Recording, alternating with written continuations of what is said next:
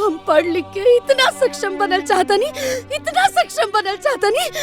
कि सब लोग के बताई हमरा के शिक्षित बनौले तो वो बहुत सही कहले। जैसा कि आप देख सकते हैं विद्या मैडम की गाड़ी हमारे सामने आके रुक रही है और हम अभी आप सबसे रूबरू करवाते हैं विद्या मैडम को।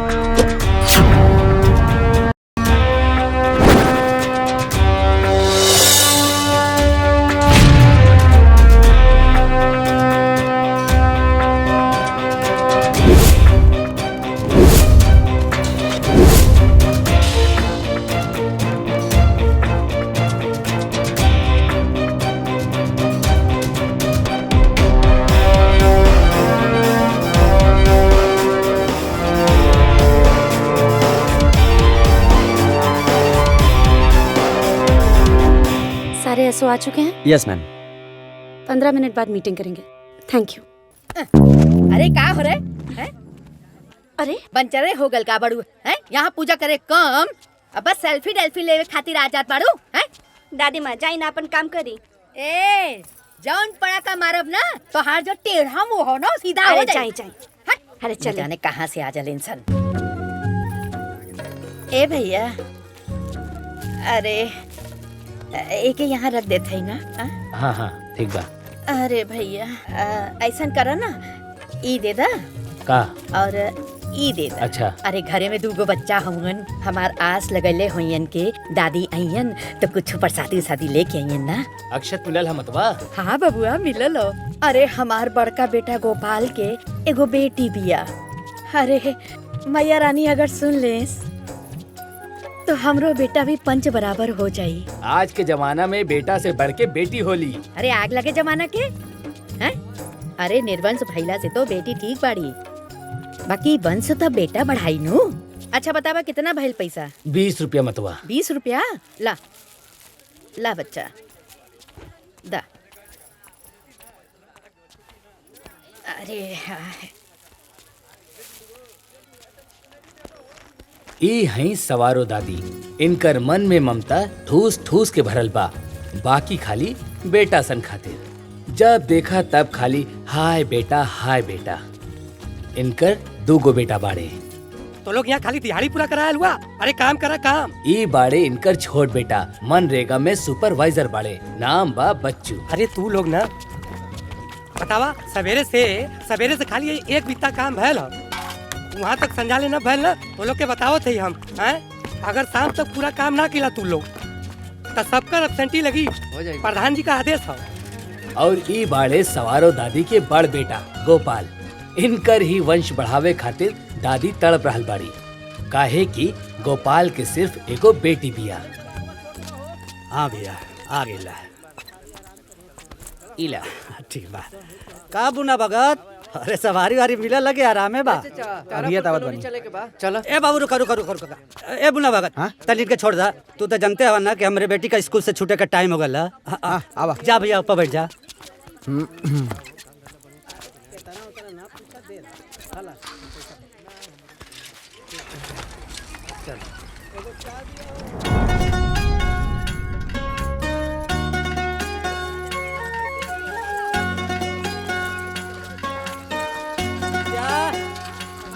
विद्या क्या बाबूजी ए विद्या हाँ भाई। हमारे भूगोल वाला कॉपी लेते आई। हाँ ले आई। अब बैठ बैठ बैठ बैठ।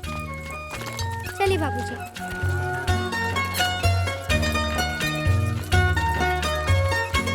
पता बा बाबूजी आज स्कूल में इंदू के पिटाई हो गई ला। कहाँ है? अंग्रेजी के होमवर्क ना कैले रह लिया। तो हम तो रतिये के कैले ले रहनी।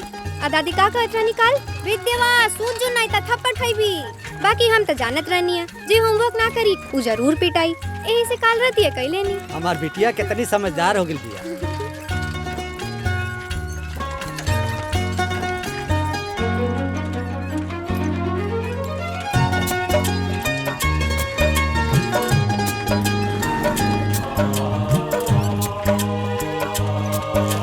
विद्या देख तोरे खातिर नया टिफिन ले आइल बनी। अरे वाह बाबूजी ई तो पहल का टिफिन से भी बड़का बा। जानबूझ के लिए नहीं ना बड़ा ताकि रोटी और तरकारी दोनों अलग अलग लेके आइबे। अच्छा ये बात हमरा के अब समझ में आयल। हाँ। दीदी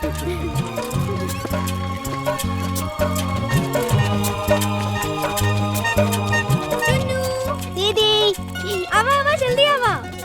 बैठा बेटा चुन्नू, जल्दी बैठा बेटा।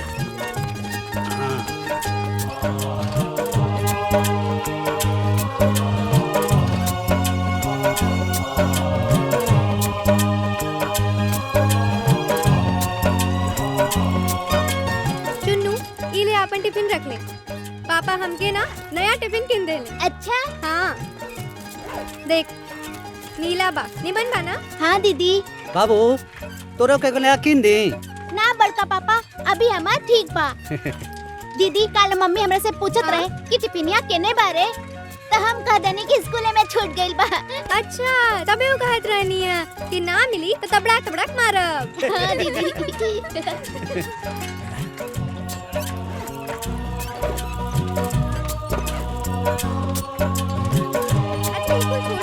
ये बताओ आज स्कूल में पढ़ाई का कब है?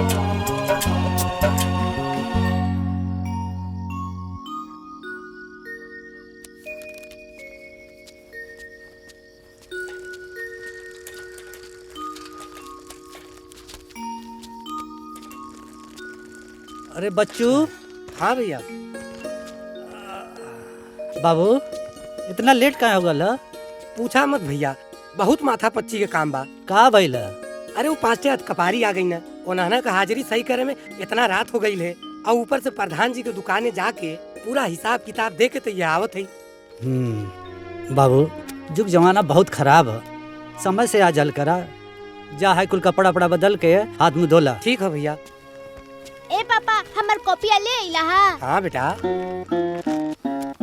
ला।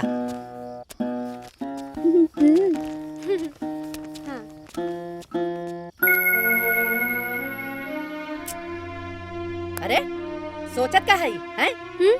लालटेन जलाओ, लई माचिस। हाँ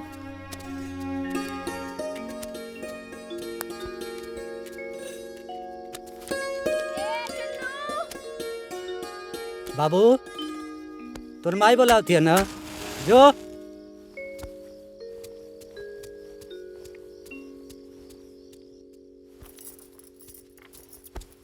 माई है लुका के खा ले। तोर बाबूजी पेड़ा लेके आइल बड़े, ले खा ले।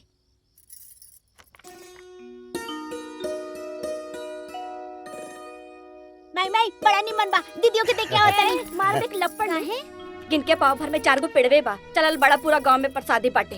खो आई जा।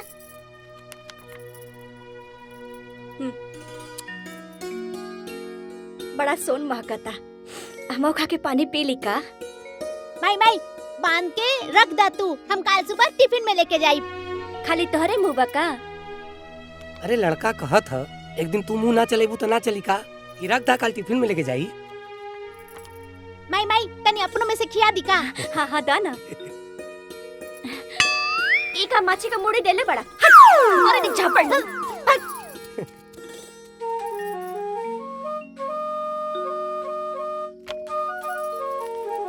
अरे रख दा, जब लड़का कहलस रख दा।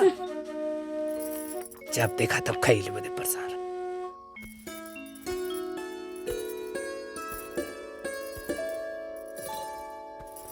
बहू तोरा कमरा में अक्षत रख देले बानी। हाँ हाँ देवी माई के नेह में चढ़ा के ओके खा लिया। जी माँ जी।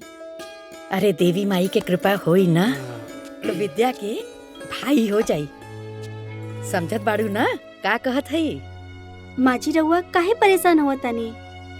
एगो बिटिया तो बिया ना। अरे तू लोगन के कौन समझाई के बेटा कितना जरूरी हो। माई तोरो कहना सही बा, बाकी बेटा होके चाहे बेटी इंसान के बस के बात बा। हाँ अरे भगवान जौन दे दे ना आशीर्वाद के रूप में तो खुश होके चाहिए। हाँ तो अगर भगवान दे दी हाँ तो के फेंक देबा का? अलग अलग परिभाषा में हमके समझावत हुआ। अरे अभी तू लोगन के कौन सा ज्यादा उम्र हो गई? अरे ई उम्र में तो लोग अभी बिया करलन।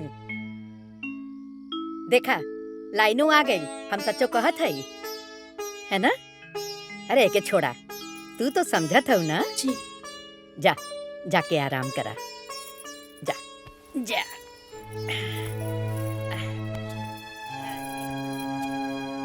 अरे ओके छोड़ा, हम कर ले। जा सुना बहू, अक्षर जरूर खा लिया। जी माँ जी। हाँ, जा। तोरा के का अलग से समझावे के पड़ी? अरे जा, तो हूँ जाके आराम करा।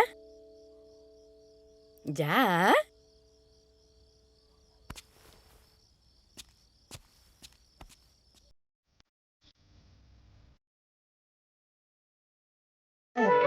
बड़ा बोलती था।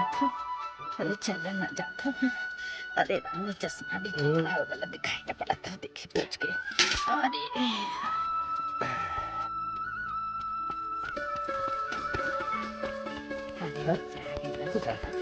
प्रणाम चाचा। दादी। खुश रहा प्रणाम बच्चा, दादी। खुश रहा।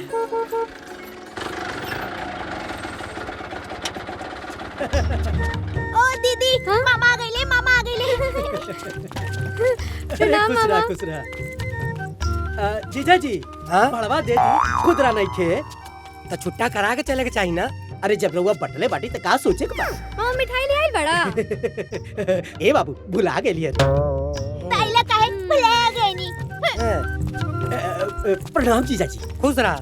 ई का ले ले हवा। सोचली है कि 2-4 दिन रहे के बा तो गंदा कपड़वा ले ले नहीं हो। दीदिया 2 दिन फिर आ गई देखा। कितना भइल तुम्हार भाड़ा हो? प्रणाम माता जी। अरे बाप रे, पिटिया तोड़ डाली। अरे भाई रे। अरे हमार बेटा तोहार बहिन के मांग टिकले बा, तोर नहीं। बानर कहीं का, जब देखा था मुंह उठा के चलावे के बाद। गजब बेइज्जती हो भाई।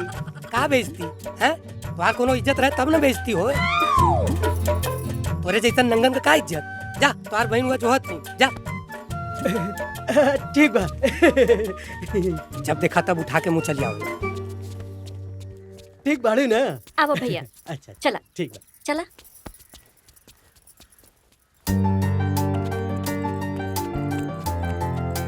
अरे दीदी चला चला, हमरा गोड़ में दर्द होखे लागल बा। पैदल नहीं के चलल जात। दीदी अगर बड़का पापा छोड़े आ जाइतन जैसे लियावे आवेले तो कितना बढ़िया होइत, है ना? अरे ई समझ, जब पापा हमनी के स्कूल छोड़े ले आवे में रह जाइए तो काम कब करी है? 1 मिनट।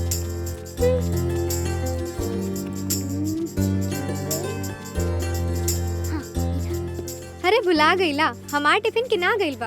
अरे दीदी हमके पता बा कि तोहार टिफिन किना गइल बा, खोल के तो देखा। अरे ई तो पेड़ा बा। खा ला। ई कहाँ से रे? अरे अपना चोरी मम्मी से चुरा के लाइल बनी। ए बदमाश, मम्मी के कुल ना कहल जाला। काल पापा पेड़ा लेके आइल रहन तो हम कहनी हा कि दीदी के दे के आओ तनी तो जाना तारू का कहली हा? का कहली है? कहत रहली कि 1 लपड़ मारे एक पाव में 4 गो तपेड़े बा और चल्ले गांव भर में प्रसादी बाटे। अच्छा। तो फिर हम दिमाग लगौनी और तहरा खातिर पेड़ा लेके आ गईनी। अच्छा, तू खा जा दीदी। अरे दीदी हम खा ले बानी, तू खा। ते हमार छोट भाई है ना, भाई बहन के आपस में मिल बांट के खाए के चाहिए। पहले तय खो फिर हम खाई। चल। पेड़ा निमन बना दीदी। अब भाई अपना बहन क्या ना जाए तो कहाँ जाए? हाँ? ना जाने बुढ़िया के कौन दाल गड़त रहेला कि हमरा भाई के देख के ओकर देह में पानी पड़ जाला। छोड़ न दे दिया। वो कहा वैसे भी बुढ़िया के थोड़ी न मालूम बा।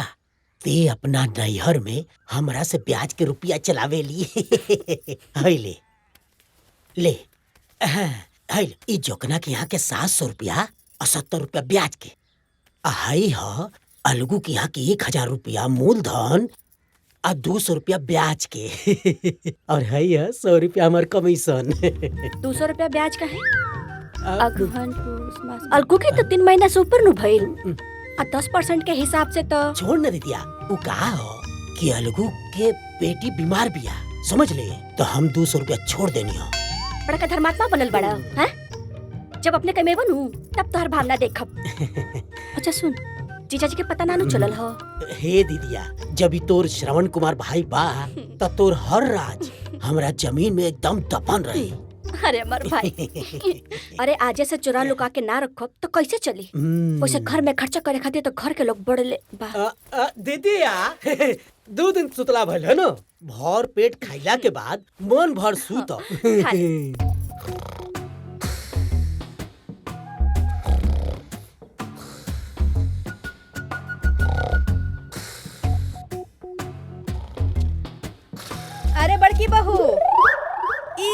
हई। अरे हमार बेटा सन मेहनत करके दिन भर कमाता रे सन है। ई निकम्मा यहाँ आके पेट फुला के टांग पसार के फोक काटता। अरे अरे अरे बाप रे बाप। अरे आपका भाई ले बतवा काहे हमार सुख रवा से देखल न जात। ए बाबू जे कबो कबो आवेला ना ओकरा के हित पाहुन कहल जाला हैं। और जो भगौलो से ना भागेला घड़ी घड़ी घरे में आ जाला और कुकुर कहाला। अरे माँ जी रहे दीना भाई हा। ए बहू हमरा के निकम्मा आदमी फूटी आग न सुहाला। अरे निकम्मा अब सुन, ये गोबर पड़ल बा, खेत में जाके इज्जत के साथ डाल के आवा। अरे गजब बेइज्जती है भाई। बेइज्जत इंसान का कोनो इज्जत होला का? अरे अब उठ फेंक ना। जानता नहीं है बुढ़ियो, जब देखा तब सब हमारे पीछे पड़ल रहेला। यो कुकुरा कम बका जो घड़ी घड़ी आई तो इज्जत का पाई। अब की बार के पिड़िया ना इंदू हमरे घरे पर आई। हमार घर तोहरा से दूर पड़ी, हम कैसे आ जाए? हम आवत रहनी है ना तो के आवे ही के पड़ी। ए विद्या, हमार घर तोहरा से बहुत दूर बा, रात में अकेले कैसे आई? ओने से तू अपन बाबूजी के संगे आ जाइया, एनी से हमार बाबूजी तो के पहुंचा दी। अरे बेटा हाँ? चल बे। आवत आनी बाबूजी। अच्छा हम चलत आनी। पिड़िया में आए भुलाइया मत लोगन। Bye bye. चलिए बाबू।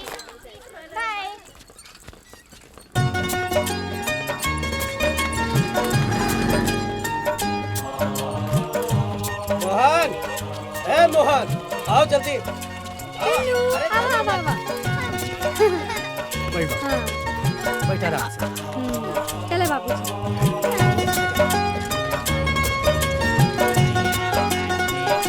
अब तो तोर पढ़ाई लिखाई सब चौपट। ऐसे कैसे चौपट हो जाए बाबूजी? दिन भर तते एनो ने लागल रहबे। हाँ आ साझी खा पीड़िया के तैयारी में लाग जेबे। अब पिछली बार याद है ना खाए खातिर तोर माई कितना डांटे, आ हम बीच में बोली तब तोहरो डांट सुने के पड़े बाबूजी। खाली डांटे ना सुने के पड़े, तोरे दादी के डांटो मिले गरियो मिले। बाकी अब तू बड़ हो रहा बाड़े, ये कब चली बेटी? ये तो हमेशा चली बाबूजी, काहे कि हमार एक ही तो भाई बा। दीदी हम तालाब में सुगा पंखी के दाना देखनी। हाँ अच्छा अच्छा तब तो रो पूरा तैयारी बा। अब तते अपने माई से रोज पिटेबे। काहे पिटाई बड़का बाबूजी? अब विद्या के साथे लागल रहबे तब कुल पढ़ाई लिखाई चौपट होई ना। पढ़ाई करे खातिर तो पूरा दिन बाटे बाबूजी, पिड़िया तो रात में लागेला। हाँ। हरिंदर भैया अपने लड़किया खातिर लड़का खोजत हुन मिलते ना। कहाँ है बच्चों? कहा ना लड़किया बहुत पढ़ल लिखल है, तब पढ़ल लिखल लड़का भी चाहिए और लड़का के दहेज भी चाहिए। हम तो के पहले भी कहत रहनी कि लड़की जात के ज्यादा पढ़ावे के ना चाहिए, लेकिन तोहार जिद के आगे हम कुछ न बोलली। लेकिन अब 10वीं के आगे एके मत पढ़ावा। अरे माई तू ना। अरे का माई, देखत ना हुआ दुनिया जहान में कितना आग लगल हो है। अगर लड़की ज्यादा पढ़ जाई तो ओके लड़का ढूंढे में बहुत परेशानी हुई। फालतू की बात बतिया। काहे अम्मा, पढ़ल लिखल लड़की के ब्याह ना होला का? होला काहे ना दीदी, बाकी दुनिया भर के दहेज तो देवे ही के पड़ेला ना। तोहार बोलब जरूरी है का? चुप ना रह सकतू? अरे काहे डांटा था, वो तो सही कहती है। 4 लोग जब बतियावे ना तब बीच में ना बोलल जाला, बुझलू? हम अपने लड़की के ऐसा बना दे, इतना लायक बना दे क्योंकि पढ़ाई लिखाई रंग रूप देख के ना लोग टप से तैयार हो जाए ब्याह खातिर। जमाना बदला था माई। कहो बच्चू। ठीक कहत हुआ भैया।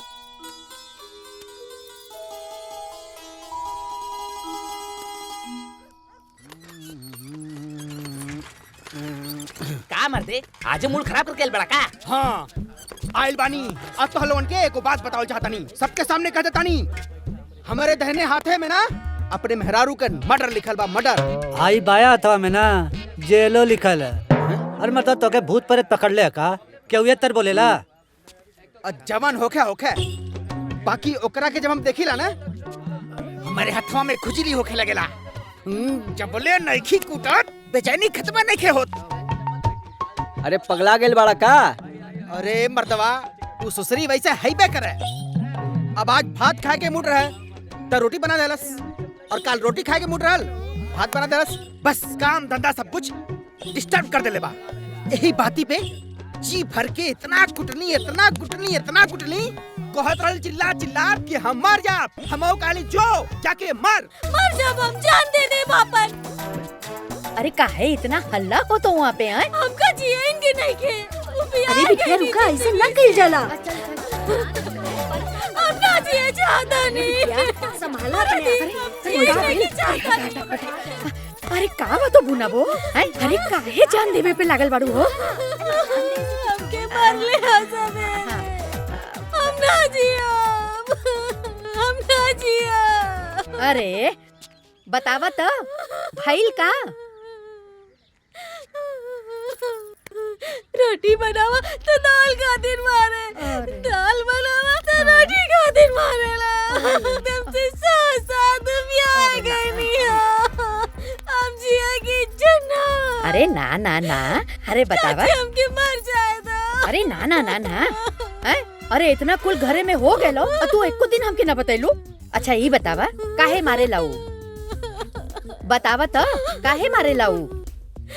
चूल पोता तो कहीं पोछा न लगा ले, पोछा मारा तो कहीं खाना ना बना ले, कहीं रोटी बनाओ भात ना बना ले, भात बना ले दाल ना बना ले। अरे इतने से बात पे तू मरे जाता रू? हाँ ना। अरे एकरा के तो हम ऐसे ही हल कर देब। अब सुना सुना,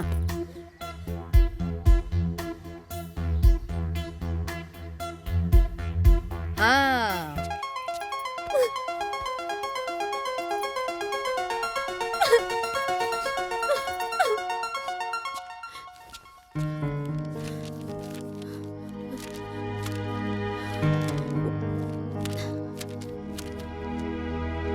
चूंकि परमाणु और अणु दिखाई नहीं देते, इसलिए उनकी चुंबकीय विकिरण के साथ उनकी इसमें क्या था? का भइल बेटी? कुछ ना बाबूजी। हम देखा तानी कि तू बहुत परेशान लगता रे, का बात बा? बाबूजी बचपन से लेके आज ले हर केहू रोवा के हमरा के पढ़ौला के वजह से बहुत कुछ सुनौले बा। अभी ये एग्जाम एकदम सर पे बा, हम अच्छे से ना पढ़ब, अगर हम पास ना होगा तब फिर सब रउआ के सुनाई। और बहुत ज्यादा पढ़े के बा बाबू, हमके बहुत ज्यादा डर लागता। बस इतने बात हैं? हम अबे आवता नहीं।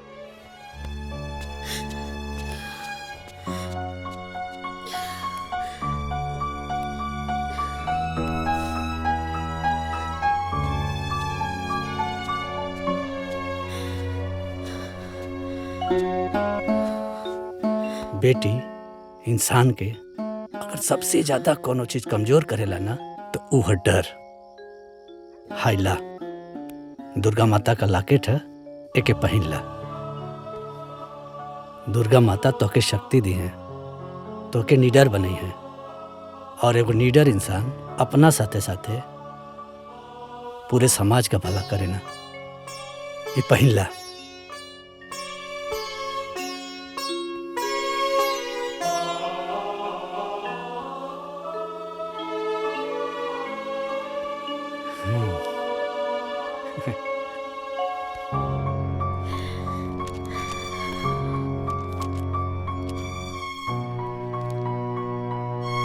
उसके ऊपर डिपेंड करता है कि उनका मैसेज कैसे काम कर रहा है। जो हमारी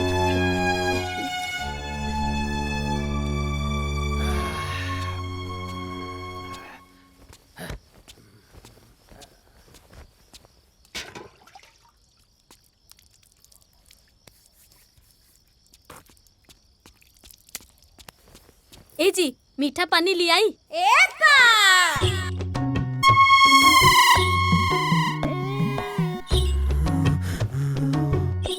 खाना में का बनल है? रोटी सब्जी। रोटी सब्जी? काहे? चावल दाल ना बनल है? चावल दाल भी बनल बा। रोटी सब्जी चावल दाल हमके ना खाएक बा, हमके सतुआ खाएक बा। सेतुआ भी घोर के रख ले बानी।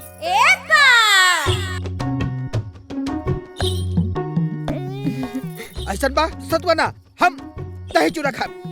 चूड़ा दही भी भिगा के रख ले बानी। हैं?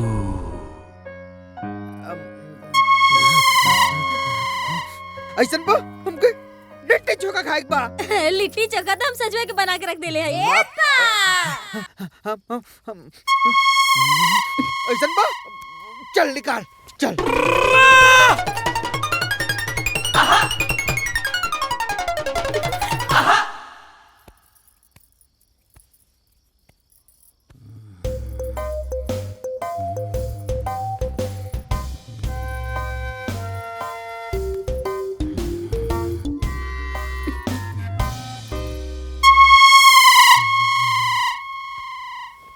ए जी, आज के खनवा कैसा लागल हा? चुप चुप चुप, पैर दबाओ।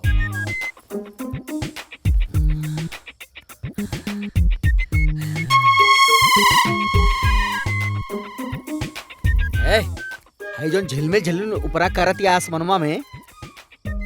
हाँ, उ तो राम जी के गाय है इंसान। अच्छा गाय है तो का करत है सन? चरत है इंसान।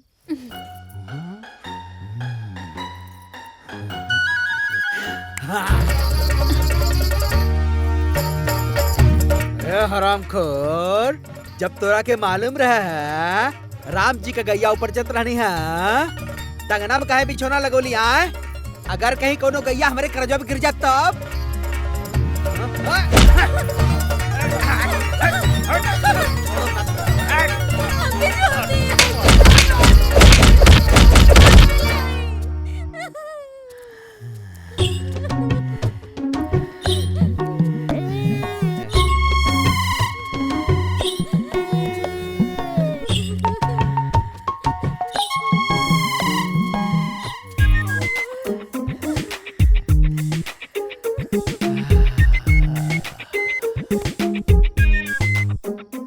कुकुर के ना खाली मारे के बहाना चाहिए कि ना मरले ना छोड़े दादा। अब पूरा जिंदगी मार खाए खाए के गुजारे के पड़े। अरे लइका, अरे काहे चला बता रे? अरे मंगनी का हो टूट जाई तो भागे से भाग। अरे बतवा, अरे प्रणाम प्रणाम। अरे अरे गजब बेइज्जती है भाई, हैं? अरे जब देखे लो हमारे के मारे लगे लो। अरे ई कौन तरीका है? उ तो हम जीजा के मुंह माया में चलावेली। हाँ तो ठीक हो ना, जीजा जी के तू मोह माया में आवत हुआ ना, तो जीजा तो ना हुवन। चल जो। अरे गजब बेइज्जती है भाई। ये तो बता दे कि जीजा जी गइल कहाँ बाड़े? तो हाँ जीजा जी ना तोरे मतिर निकम्मा ना हुवन, उ गइल हुवन काम काज करे। अरे मामा कुछ ले आयल बड़ा कि बचपन से चुनवा लगावताड़ा। चूना ना, चीनी। चीनी? हाँ। अरे चीनी काहे बदली आयल बाड़े रे? यही बदे कि मस्त हलवा बनवाई, खुद खाई, अम्माओ खियाई। अरे वाह, बड़ा खर्चा कर देला। पुड़िया में दही के चीनी लेके चलेला, ला शर्म बिदाई। अरे चाची। हाँ। अरे चाची हाई लेला बहना। बहना लिया बता। ये बहना के क्रिया का हो? उनके घरे बियाह रहल ना, उन्हीं के घरे से आयल है बहना। हाँ। ओकर बियाह हो गइल? कैसे कैसे बियाह भइल भाई हमनिए के पता बा। इतना पढ़ लिख ले रहली ना कि पढ़ाई लिखाई के चक्कर में लड़का मिलता ही ना रहे ओकरा। जनपद बाबू की लड़का इतना करिया बा, वही से करा देले। तब तो बियाह भइल, नहीं तो उहो ना होता है। अच्छा चाची बहुत जगह बाटे के बा, चला तानी।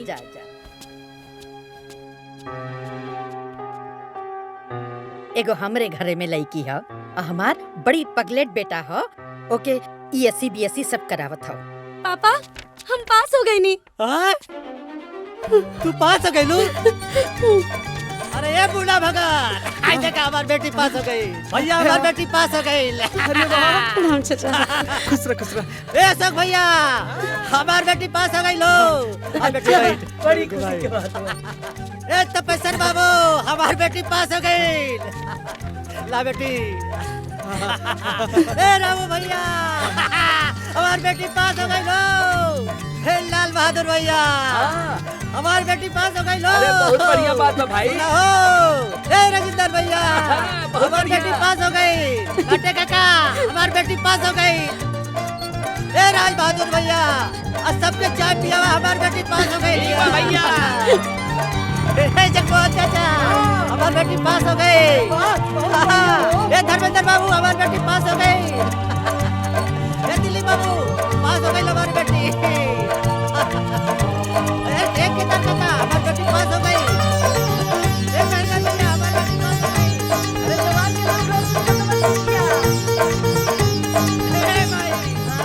बहुत खुश है। जल्दी से रसिया पूड़ी बनवाओ और पूरा गांव में बंटवाओ, सबके खिलाओ।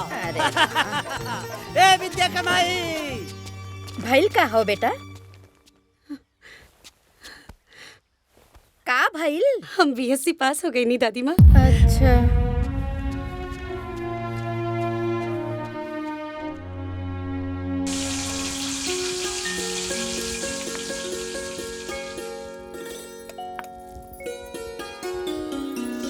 एगो दे बेटी। एक अच्छा जी। बच्चू सब्जी बहुत बढ़िया बनल बा ना? हाँ बहुत बढ़िया भैया।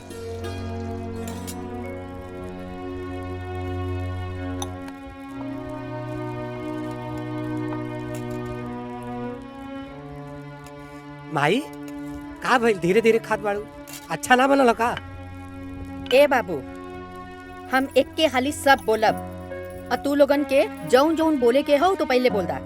अरे माई केहू कुछ ना बोली, बोला जौन तो के बोले को हो। हाँ तो अब पढ़ाई लिखाई बहुत हो गलो, अब विद्या के बियाह खातिर लड़का देखल शुरू कर दा। अरे हमनी धनपत सेठ की तरह इतना बड़ा धनवान ना है कि लड़का खरीद लियल जाई। हाँ जौन कहतानी साच कहतानी। अरे माई हमार बेटी जौन पढ़ाई कैले है ना, हाउ कागज कागज मिलेला का कहल जाला? अरे सर्टिफिकेट। हाँ सर्टिफिकेट। हाँ। आ जकरा लगे रखम ना, सब चिल्ला चिल्ला के कहे कि हम बियाह करब, हम बियाह करब। अरे भगवान करे ऐसन हो। हाँ? लेकिन जमाना में आग लगल हो बाबू, लड़का खोजत खोजत चप्पल घिस जाला। हाँ हम तो कहत हई ढूंढल शुरू कर दा तू। माँ जी एकदम सही कहा तानी। हाँ। अब्बे से लड़का खोजत तब 2-4 साल में मिली। हाँ। खोजा लड़का। अच्छा तो तू बोले लगलू? अरे हमरे बेटी का बियाह यूं है यूं।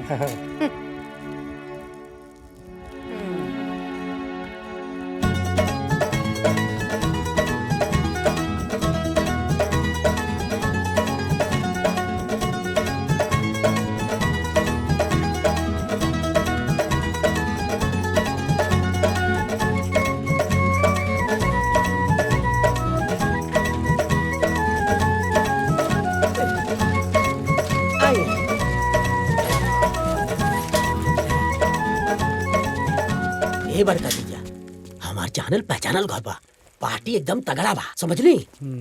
लइका बा कंप्यूटर के कोर्स करेला, कौन और जगह जाए जरूरत नहीं खे, समझली? एकदम खुल के बात करी। आई आई भैया।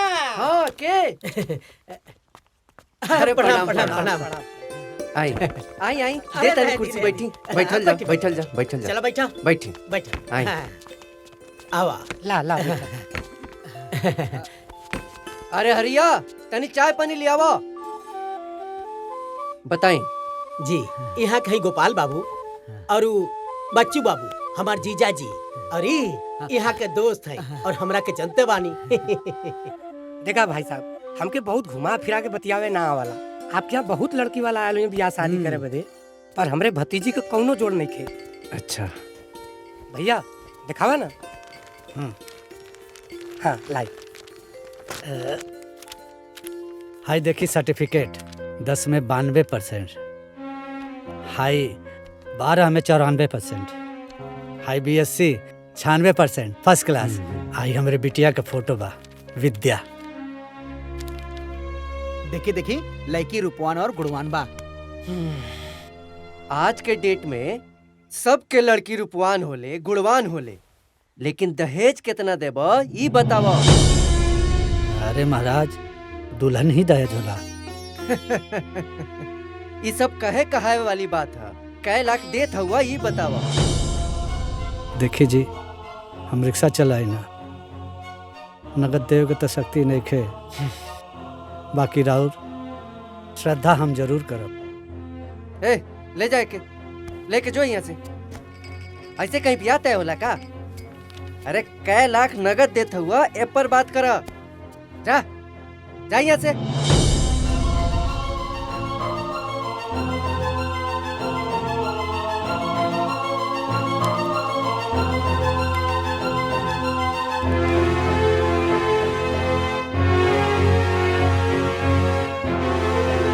का सोचा तारा? जा।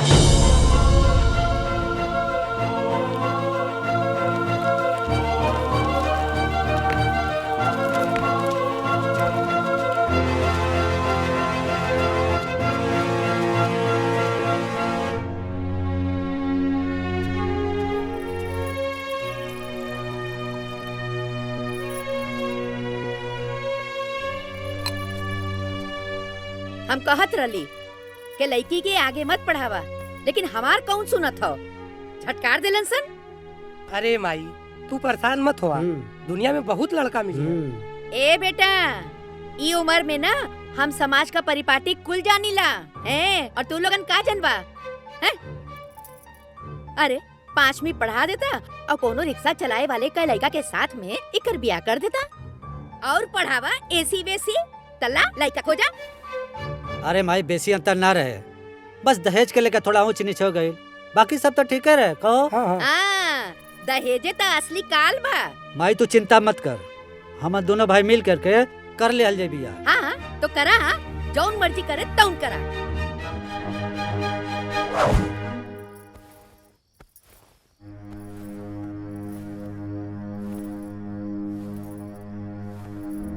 सुननी हो का कहत रहना बड़कू जना,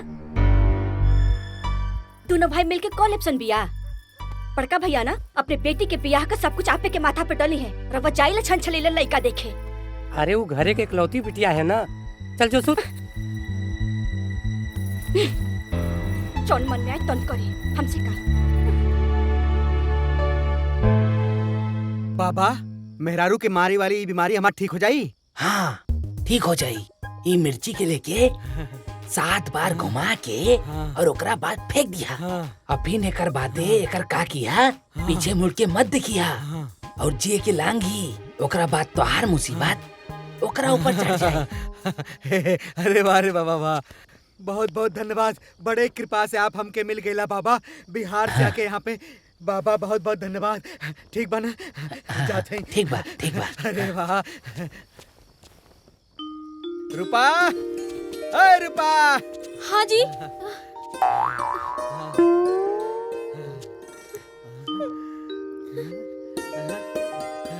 अरे बाबा जी के टुटका काम आ गल, हमारी बीमारी ठीक हो गल। ना मारी हमके,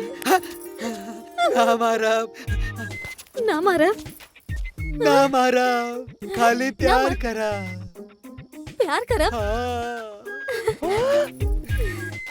प्यार करा। अच्छा।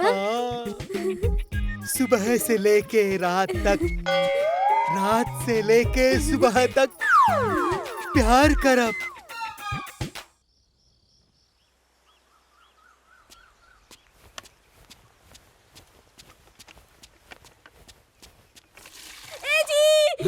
जल्दी जी।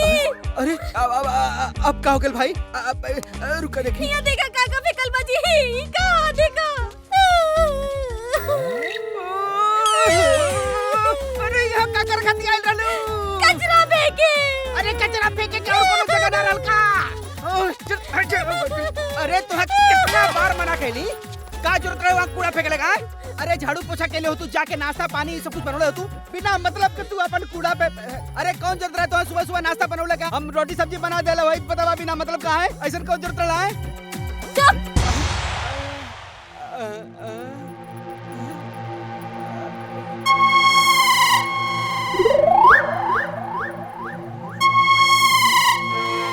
लगता के रिएक्शन और हलवा ये हमारा नहीं रिएक्शन हो गई। देर बोलबे? नहीं ना बोलब। काहे ना बोलबे? दूध कालो ना बोलब। बोल। बोलत नहीं। मत बोल। सबके सामने का बोली? अब अंदर आ बाबा। हम काहे के अंदर आई? गलती हो गई, गलती। तू काहे अंदर जाइबा? ना जा, अच्छा तू जा अंदर। हम काहे अंदर जाई? अच्छा हम जाते ही अब। ए, हमरा घर में तू काहे जाइबा? अच्छा ठीक बा, तू ही चल जा भाई।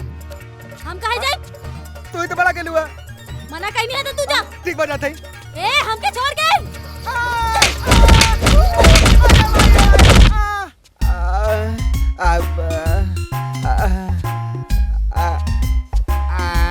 बाबू, बाबू, अरे बाप रे बाप, अरे ट्रकवा कहाँ खो जा?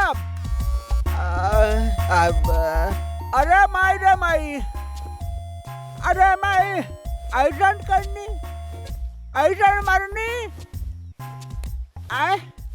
जैसा करनी वैसा भोग पावा, लात खा के फिर तू पछतावा। ए बाबू, लगत है पूरा जिंदगी मेहरारू के लात खाते जाई। अरे बाप रे बाप, अरे माई रे माई। बच्ची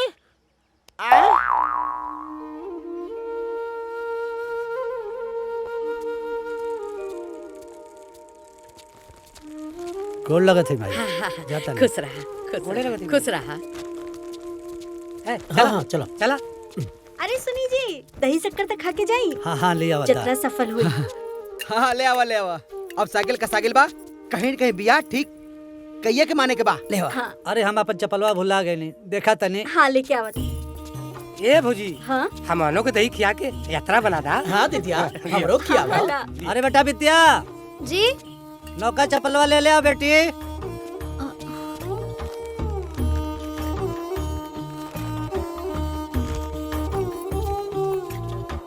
हाँ ले आओ बेटी। दा ली। अरे देवी माँ का कृपा रहे कि शादी ब्याह सब अच्छे से पक्का हो जाए। न तो कहल जाला कि बेटी का बिया पक्का करे में बाप का चप्पल किया जाला। अरे अम्मा जी, सब सब बोली ना। अरे माई तू भी कुछ भी बोले ली ना, सब बढ़िया हो गए। चला चला चला लो।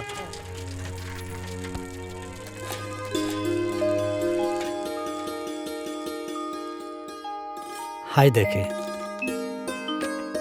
BSc 96%। हाय देखे 12वीं 94%। हाय है फोटो।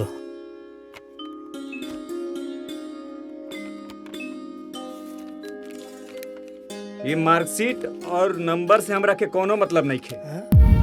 ये बतावा माल कितना देबा माल?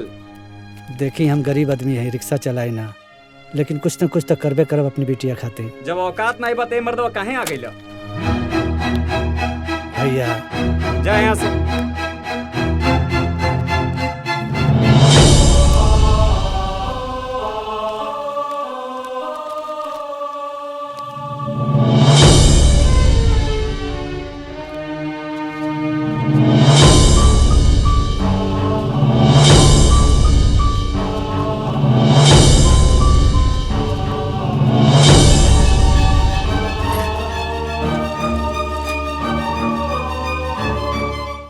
विद्या जी, तनी धोती कुर्ता चप्पल ले आवा बेटी।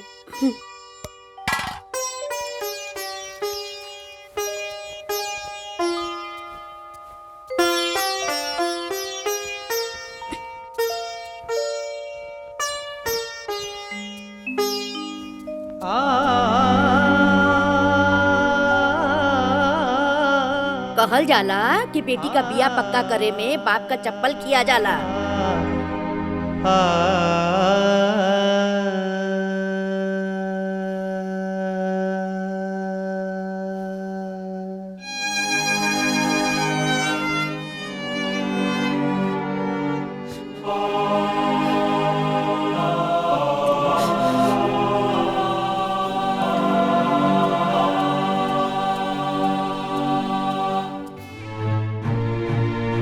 और बेटी हमरा पसंद भी है। जयवीर जी, हाई फोटो ले जाके अपना माइक दे देता जी। वो देख ले लिए आप लोग। अरे नहीं आप नहीं, अरे आप नहीं लिए आई नहीं। अच्छा माई की पसंद भी है। चलिए भाई, होम मिनिस्ट्री के भी परमिशन मिल गई और अब हम प्रशांत के फोन करके बुलवा लेता नहीं, राहुल लोग भी मिल ली। ना ना और का जरूर बात, घर भर सब देख ले लस। हाँ। शादी ब्याह के बातचीत कर जाओ। देखिए भाई, हमरा बेटवा के अब ही जन कल्याण बैंक में प्यून के जॉब लागल बा। और जब हम बड़कू के बियाह कैनी ना तो एको पैसा दान दहेज ना मंगनी। बाकी ये जान ली कि जौन भी बाराती लोग बारात में गइल रहे ओकरा लोगन के आज भी वो बिटिया के स्वागत याद बा। इतना जोरदार स्वागत कैलस। हमरा के तराउर से यह कहे के बा कि हमार बेटा शान से कह सके कि ओकर बियाह उचित सम्मान के साथ भइल रहे, और हमहू शान से कहीं कि रउआ हमार समधी हैं जी रउआ यहाँ हमार समधियान है। जी जी हमरा अंगना ले लेके राउर मंडप तक जे भी देखे ना वो खुश हो जाओ, हम इहे चाहता नहीं। हमार एके बिटिया भी है। अच्छा अच्छा, स्वागत में कोनो कमी ना रखा। हमरे बेटा के चानी के सिकरी पहना बता रहा, बारातियन के स्वागत में तू लड्डू से पानी पिया बता रहा, छेना नहीं करे। अरे अरे हम ना जनली के इंसान इतना बड़का भिखारी होई। अब दहेज ना मंगनी देकर का मतलब, तो कुछ होना देबा, रुपया पैसा तो छोड़ा, अरे कम से कम हमरा प्रतिष्ठा के मुताबिक तो तोके गहना गुड़िया तो देवे के चाहिए। बाहर तो ये सुने में आवता कि जौन गहना तो अपना बिटिया के पहनीले बड़ा वो असली सोना ना है। अरे गोपाल बाबू, तू तो हमार प्रतिष्ठा पूरे समाज में मिट्टी में मिला देला। तुहार बिटिया कितना सुंदर बिया, ओकरा के कितना नंबर मिलल बा, ओकर कोनो वैल्यू नहीं खे। वैल्यू मतलब जाने ला, वैल्यू मतलब समाज में प्रतिष्ठा चाहिए। जाना तारा पतो तो कैसनो चल जाई, बाकी लोग का देखेला, दान देखेला, दहेज देखेला। अरे जब तुहारा औकात ना रहल तो काहे हमरे दुआरी पर अइला। एक बात कान खोल के सुन लो गोपाल बाबू कि भिखारी के दामाद भिखारी होला।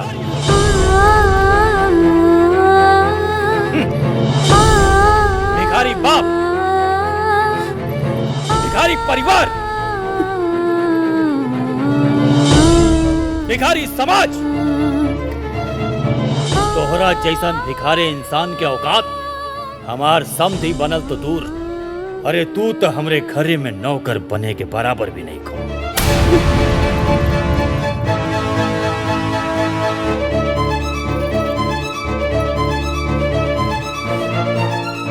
चल चलो जल्दी चल। समधी भाई रुकी, अरे छोड़ा नहीं, सब रोवे धोए का ड्रामा। समधी भाई धोखेबाज कहीं का। समधी भाई हमारी बेटी की जिंदगी बर्बाद हो जाए।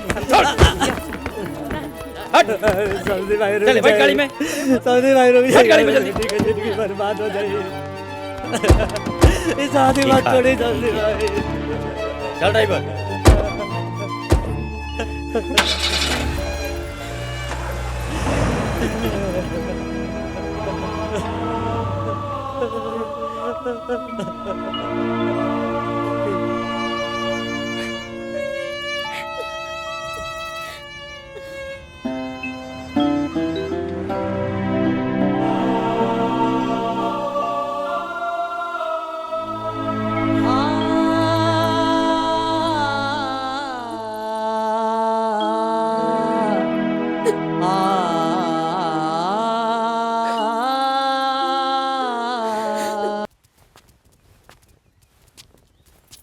गोपाल जी, हमनियों को जन सट्टा बयाना का पैसा बाकी बा न, ओके क्लियर करी। दूसरो जगह सट्टा बा। देखी अब रात वाली बात है, जानते बानी बारात वापस चल गई।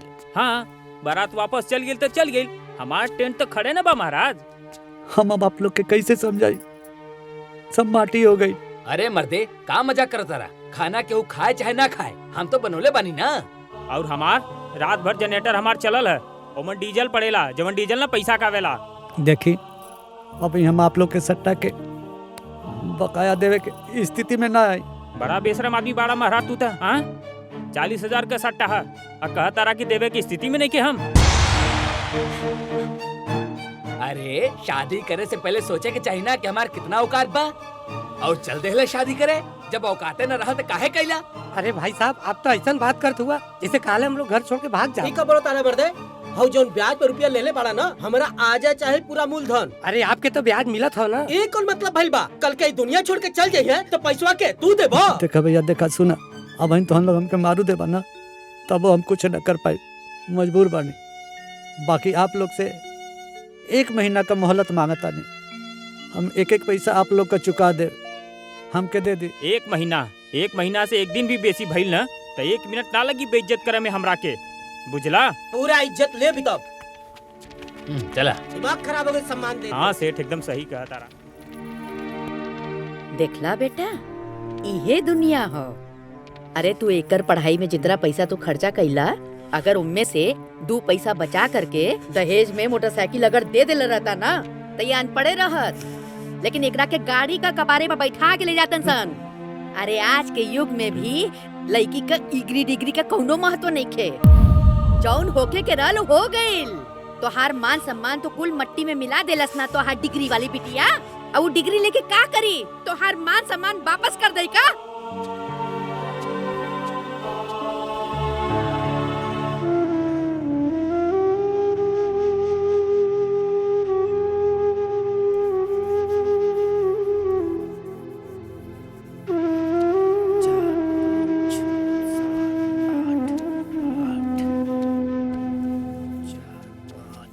बड़का जीजा, ए बड़का जीजा, अरे ये सब काम धाम छोड़ी। अरे एगो हम बहुत बढ़िया खुशखबरी लेके आयल बानी। अरे का खुशखबरी है? अरे सुनबो तो मन खुश हो जाई। अरे महाराज बताइए कर बा। ना हम यहाँ केहू के कुछ न बताए। रउआ लोग चली भीतरी, हम सब केहू के सामने बताए। चली चली चली चली, आई आई आई आई, चली चली, बहुत निर्मल खुशखबरी बा। खुशखबरी है, बताइए बा। अरे आई लो, ए दीदिया, ए मतवा जी, अरे सब केहू बहरी आई लो। का भेल रे? एगो खुशखबरी लेके आयल बानी हो। अरे कौन सा खुशखबरी बा? अरे ललिता गांव में ताजा ताजा एगो ब्याह टूटल बा। और घर निमन, परिवार निमन, हम तो बातों कर ले बानी। अच्छा जानता नहीं, ब्याह तो यूं हो यूं, खाली हमनी सबके पहुँचला के देरी बा। अरे बेटा, इतना बढ़िया चांस तो बहुत कम मिलेला। जा जाके ब्याह तय करता। अरे अब सोचत का बाड़ा? अरे कम से कम कपार पर से भार तो कम हो जाए। हाँ जीजा जी, ऐसा मौका छोड़े के नहीं खे। अरे यह सीजन में बाजा बाजी। और सबसे बड़का बात ये बा कि लड़का पार्टी भी तैयार बा। लेकिन बाबू, बिहार टूटल कैसे? अरे दीदिया, ओकनी के दुआ से ना करे के रहल। लड़का दुआ बा और उम्र लगभग 42 साल के हुई।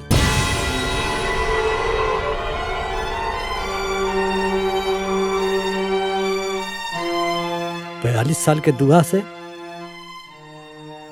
हम अपने बेटी का बियाह ना करब।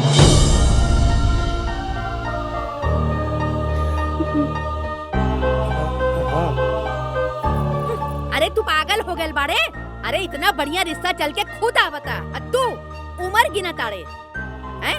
अभी इतना समस्या भइला। अरे साल 2 साल के बाद में एकरा के दुआ हो ना पूछी। वाह दादी, अब हम रउआ खातिर इतना बड़का बोझ हो गई नी कि रउआ ही कुल सोचता नी। ए बाबूनी, ई पढ़ाई लिखाई कुछो ना होखेला।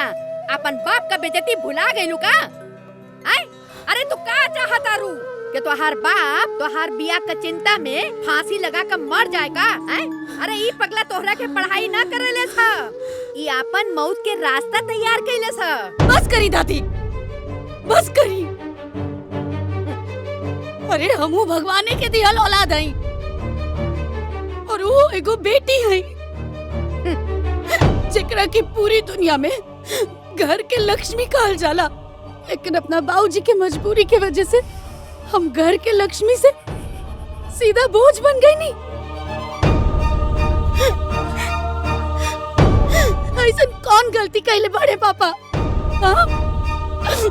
बस हमरा के पढ़ा लिखा दिया ले ही है ना।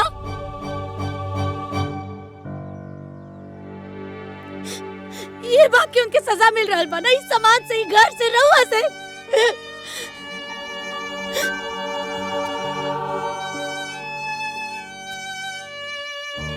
बाबूजी, रहुआ हमेशा दुनिया के परवाह कैले बिना हमरा के पढ़ौनी लिखौनी, यहाँ तक पहुँचौनी। अरे इतना तक क्यों पिता अपना बेटा खातिर भी ना करे जितना रहुआ अपना बेटी खातिर कहनी। बस एक बेर और भरोसा करी पापा, एक बेर और। बस हमके एक मौका चाहिए। हम आगे पढ़ल चाहता नहीं पापा, हम पढ़ लिख के इतना सक्षम बनल चाहता नहीं, इतना सक्षम बनल चाहता नहीं कि सब लोग के बताई। अगर हमारे बाबूजी बचपन से लेके आज ले हमार दहेज इकट्ठा कैला के बजाय हमरा के शिक्षित बनौले तो वो बहुत सही कैले। हम इतना काबिल बनल चाहता नहीं बाबूजी कि हमरे बाबूजी के दूल्हा खोजे खातिर दूसरे लोग के पास जाए की जरूरत ना पड़े। दुनिया भर के लोग रिश्ता लेके हमरा बाबूजी के द्वार पर आए। बस इतना ही सक्षम बने के बाप के।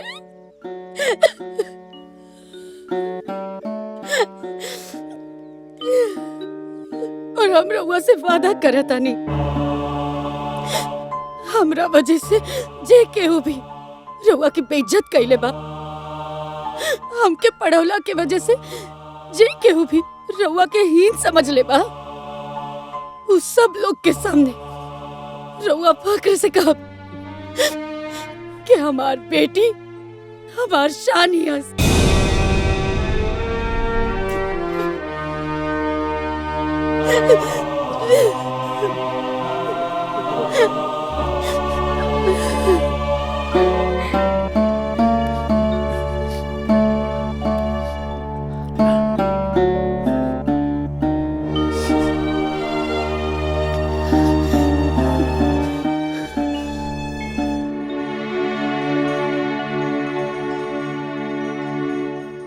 बताई अम्मा जी कतना बढ़िया रिश्ता आयल रहल। बाकी ना जाने कतना बेइज्जती लिखल बा। बबुनी शहर जात बाड़ी।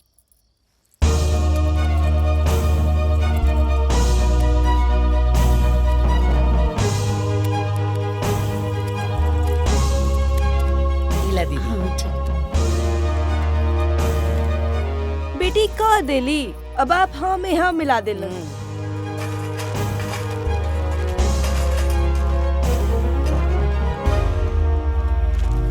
एको बेर रउआ से ना पूछाइल ह। हमरा तो कुछ कहे ही के नहीं खे। जेकरा जौन मन करे ऊ करे, जहाँ जाए के बा उहाँ जाए।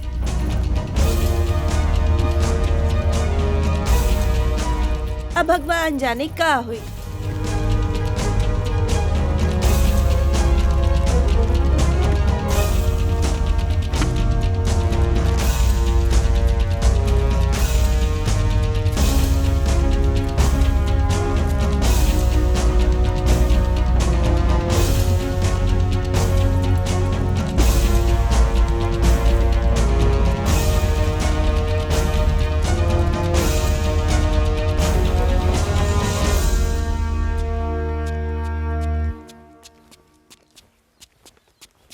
पूना भी पकड़िया। बिटिया देखा, अच्छे से पढ़ाई लिखाई करिया और अपन ध्यान रखिया। हाँ माई, तू भी ना खाना पीना अच्छे से कहिया। ठीक। और बिटिया अपन ख्याल रखिया। प्रणाम चाची। अपन ध्यान रखिए माई।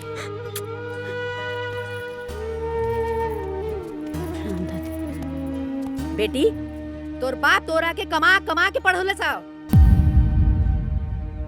सुन, जो भी 2 पैसा बचौले से और बे मतलब का शादी ब्याह में खर्चा हो गई और दुनिया भर का कर्जा कपारे पे चढ़ गई बा।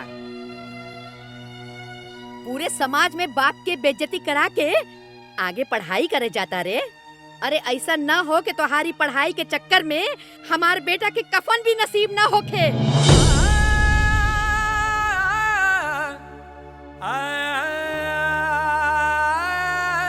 ओकरा के कफन खातिर भी हमने के दोसर के आगे हाथ फैलावे के पड़े।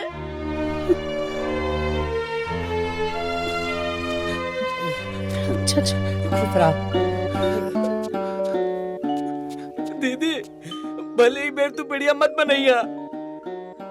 जौना चीज के पढ़ाई तू करे जाताड़ू ओमे सफल जरूर होइया। रोवा ना बाबू।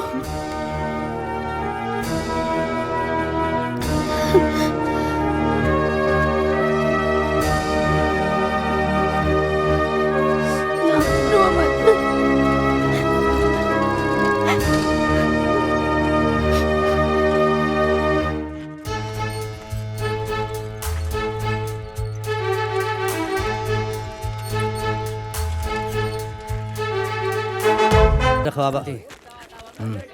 ऐसा मार रखा हाँ हाँ। हाँ ठीक। चली चली लखनऊ चली लखनऊ जाई हाँ, चली। यो रखा। हाँ भैया हाय पकड़ा ए हाँ हाँ हाँ ए गोपाल ध्यान रखिए अपन। हाँ हाँ ठीक बिटिया बा। वो का कहल जाला की हाँ हैप्पी जर्नी। खूब मन लगा पढ़िया ना जा बेटा।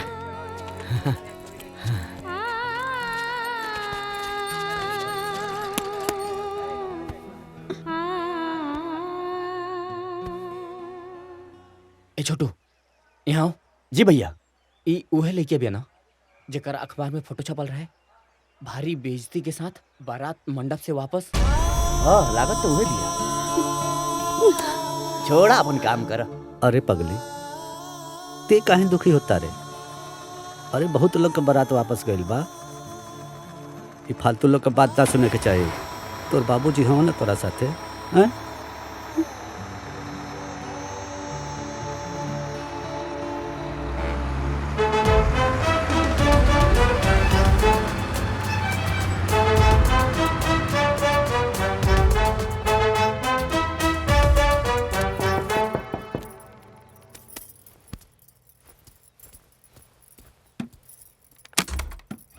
अरे विद्या आवा हाय दी चाचा अल्लाह बैठी चाचा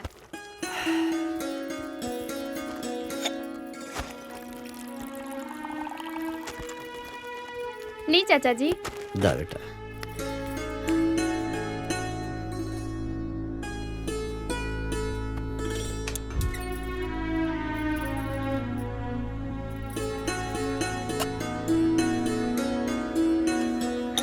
बेटी हम जाते हैं। अरे चाचा जी चाय बनाओ तनी चाय पी के जाइयो। ना बेटा लेट हो जाए और रात हो जाए। हाय ला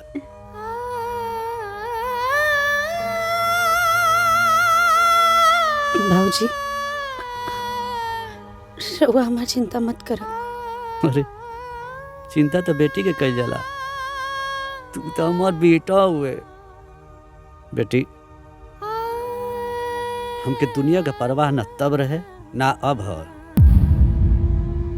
हमके सिर्फ तोरा पे भरोसा है। ते छोट मोट काम करबे ना सब भुला जाए। तो के ऐसन काम करे के है ऐसन काम करे के है कि मिसाल बन जाए।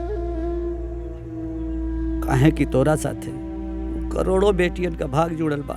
जौन बाप हमने नियन गरीब हुई तोरा साथे करोड़ों बाप का इज्जत जुड़ल बा। जे हमने नियर बेइज्जत भइल होई तो के करोड़ों माई के आंसू पूछे के बाद जे अपना बेटी के बियाह के चिंता में रात दिन रोवत होई। लड़की और हिम्मत से लड़ा।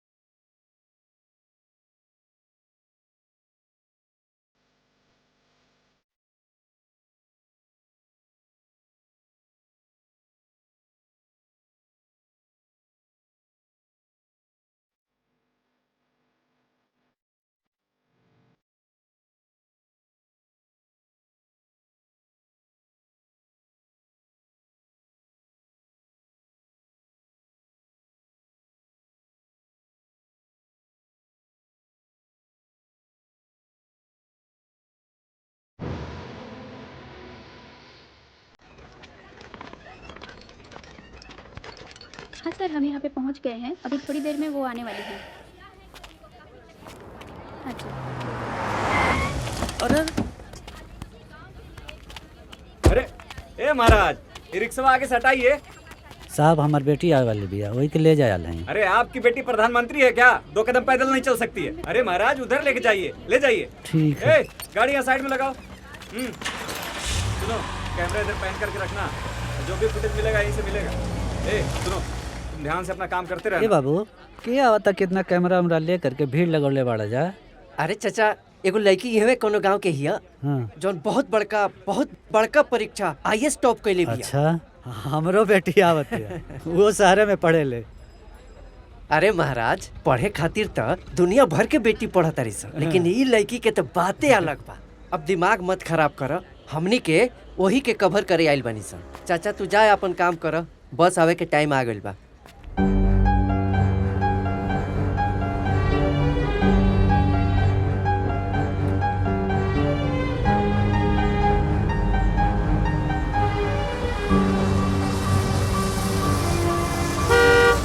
हाँ चलो चलो चलो जल्दी चलो जल्दी चलो। कैमरा अच्छे से चलो। मैम मैडम जी, इस जौन की धरती पर आपका स्वागत है। कैसा महसूस कर रही हैं आप अपने क्षेत्र में कस्टमर के रूप में आकर? ये बताइए हमको, जनता जानना चाहती है, सुनना चाहती है। हमारा चैनल पूरी दुनिया में आपका सफर, आपकी जर्नी दिखाना चाहता है। मैडम जी आप बोलिए, सच्ची खबर अपने दर्शकों को बताना चाहता है। बताना चाहता है कि एक छोटे से गाँव में कैसा फील होता है, छोटे से परिवार की लड़की आई है कि आप पहुंच गए। किसी को फर्स्ट टाइम शेयर करना हमेशा काबिलियत दर्शाता है। बताइए मैडम, कैसा रहा आपका सफर? कैसे क्लियर किया आपने यूपीएससी का एग्जाम? कितनी मुश्किलें रही, कितनी कठिनाइयां सामने आई? मैडम कुछ कहिए मैडम जी, कुछ बोलिए, जनता आपको सुनना चाहती है। इतनी बड़ी सफलता मिलने के बाद एक खामोशी आपको शोभा नहीं देती। कुछ तो बोलिए मैडम, बताइए, कुछ तो बोलना पड़ेगा मैडम, कुछ तो बोलना पड़ेगा, जनता आपको सुनना चाहती है। मैडम हम चाहते हैं कि आप अपनी खामोशी को तोड़िए और अपने सफर की पूरी कहानी अपनी जुबानी हमारे दर्शकों को सुनाइए। कुछ कहिए मैडम। मैडम इस तरह मीडिया के सवालों का जवाब दिए बिना मत जाइए, हमारे दर्शक ये जानना चाहते हैं। मैडम कुछ तो बोलिए आप।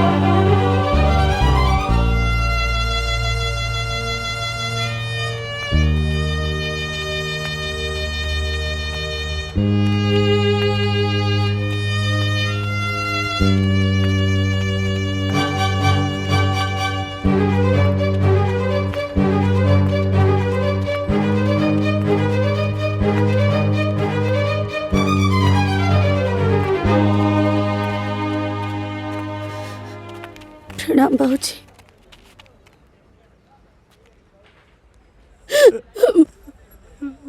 हम IAS के परीक्षा में टॉप करने वाली बाबूजी।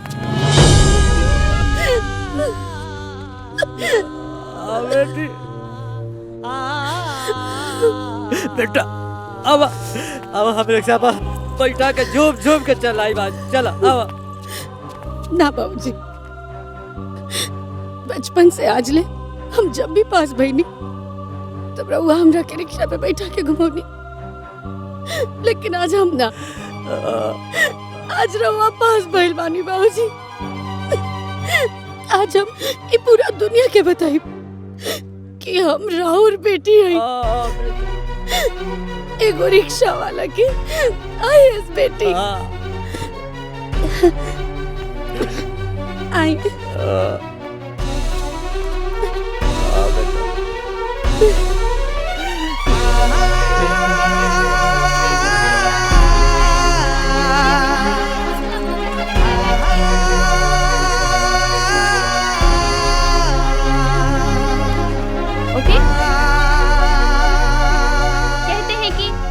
डर के नौका पार नहीं होती और कोशिश करने वालों की कभी हार नहीं होती। ये कहावत फिर से एक रिक्शे वाली की बेटी ने IAS टॉप कर ये कहावत साबित कर दिया है। जी ये वही विद्या जी हैं जिन्होंने अपने बाप का समर्थन ही नहीं बल्कि पूरे देश में अपने बाप का नाम रोशन किया है। किसने सोचा था कि 1 साल पहले जिस लड़की की शादी टूटने की खबर सुर्खियां बनी हुई थी, ठीक 1 साल बाद आईएएस बनने की खबर सुर्खियां बनी। विद्या ने जो मुकाम हासिल किया है वो हमेशा याद रहेगा। जिस रिक्शे पे इनके पिताजी इन्हें बिठाकर घुमाया करते थे, आज उसी रिक्शा पर विद्या जी आज अपने पिता को बिठाकर घुमा रही है। हमें फक्र होना चाहिए अपने इस देश की बेटी पर जिन्होंने देखा तारू हो लड़ते हुए ये मुकाम हासिल और ये तो उहे लड़की है बिया जेकरा से कि हमने के बियाह तोड़ देनिया जा। अरे ये तो आईएएस टॉप कर गई बिया। और अपने इस सफर की पूरी कहानी अपनी जुबानी हमारे दर्शकों को सुनाइए। कुछ कहिए मैडम।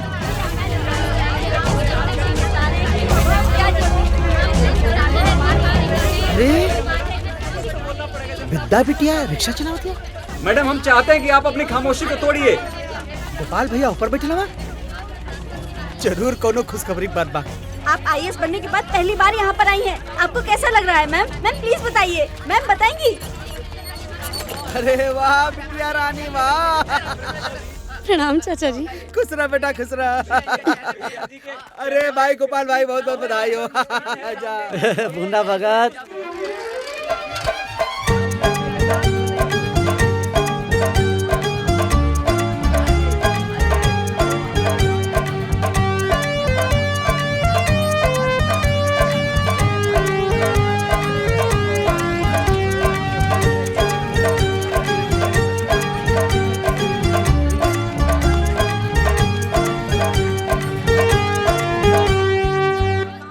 जानते हैं?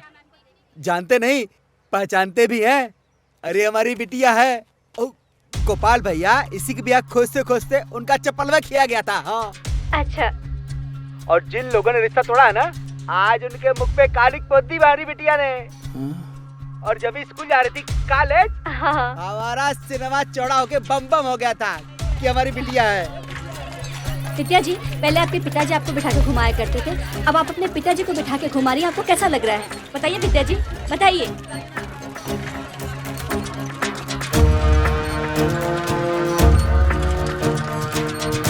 अच्छा यह लड़के बिया।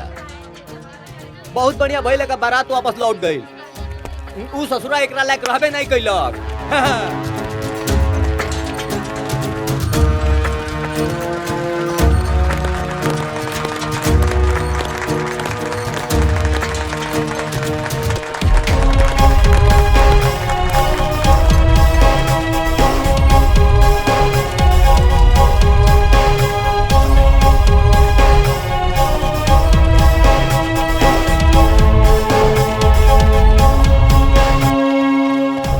भाई रिक्शा वाले की बेटी तक कमाल कर गई।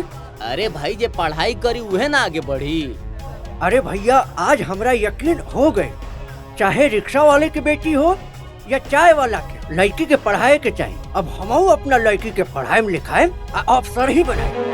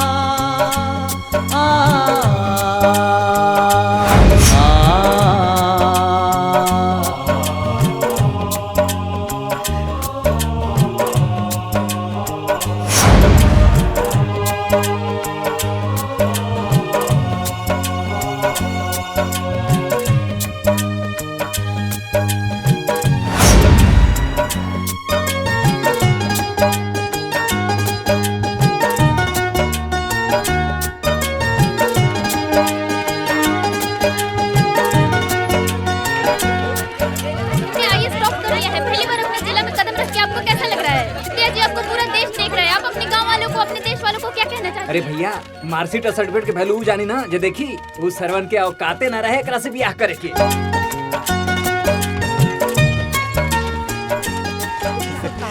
अरे हमरे दुआरे पे इतना विद्या ये स्टॉप कर गेल बाबू। हम देख सकते हैं कि ये वही घर है, वही गांव है जहाँ विद्या जी पढ़ी लिखी और बड़ी हुई। और आज विद्या जी ने सिर्फ अपने माँ पिता का नहीं बल्कि पूरे गांव का नाम रोशन किया है। और यहाँ गांव के लोगों के चेहरे पे जो मुस्कुराहट है वो इस बात की गवाही है कि पूरा गांव खुश है। हम अपने दर्शकों को मिलवाते हैं विद्या जी के दादी से।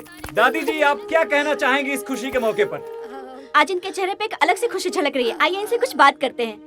तो दादी जी, आप मुझे ये बताइए कि आपकी पोते ने इतनी बड़ी सफलता हासिल की है, आप इसके बारे में क्या कहना चाहेंगे? अरे ये सब तो ठीक हो, बस एक उम्मीद बा कि हमार बिटिया रानी का बियाह अच्छे घर में हो जाए। आपकी बेटी ने आईएएस टॉप किया है, तो आपको शादी के बारे में क्या अरे सोचना जब है? लड़की सियान हो जाए तो ओकर सही समय पर बियाह हो जाए तो बहुत अच्छा रहला।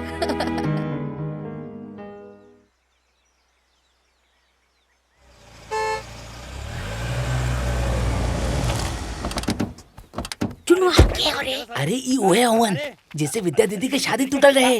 अरे प्रणाम माता जी, प्रणाम प्रणाम। आप देखिए ना, आज कितना शुभ दिन बा कि हमार होखे वाली पतो आईएएस बन गई। जानत नहीं हम कि हमार पतो हीरा हो, चमक बेकोरी। आ देखी चमक गईल। देखी अब ना हम अपना पतो के बड़ा धूमधाम से ले जाए बदे पूरा तैयारी करके आइल बानी। अच्छा अच्छा बैठी, हम गोपाल के बुला के आवत। जाई जाई गोपाल, जल्दी। ए गोपाल, अरे गोपाल। जय हो भगवान, भगवान गलती माफ करा। बड़के पापा जी, जे लोग दीदी के बारात वापस ले गए रहले वो लोग फिर से आइल बाड़े। अरे बेटा, भगवान बनवास से आ गए रे। हाँ, अरे उन लोग खुद चल कर आए लवन। अरे बेटा, बाहर बारात उरात सब तैयारी करके आए लवन। ए बेटा, बस जल्दी से तय सब करके हमार बिटिया का ये साल ब्याह कर दा। हाँ चलो बच्चे। बाबूजी रुकी, का भेल बेटी? हमके कुछ बात करे के बा। आई तो अंदर चले। का बात करे क्या? तोरा के मालूम बा? का बात बा? समझ में क्या बता? समझ में नहीं क्या? हमके कुछ नहीं बता। दीदी का बात बा? का बात बा बिटिया? बात अरे का बा? 2 मिनट, बस 2 मिनट रुकिए। अरे का बताई?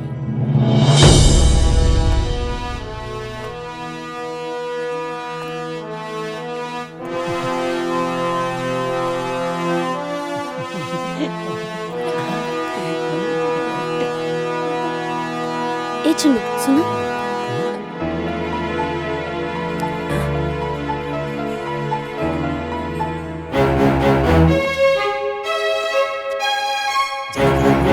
लेकर किस्मत कब बदल जाए क्या जानता। किस्मत वाले की मर्जी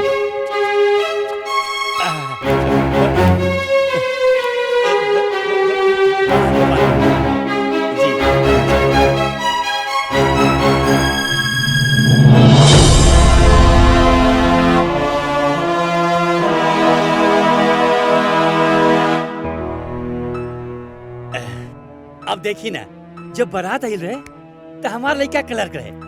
अरे हम मैनेजर हो गइल बा रघुआ लोग के आशीर्वाद से। अब जाने तानी गोपाल बाबू, सब संयोग होला। अब वो दिन संयोग ना रहल, बियाह ना हो पावल।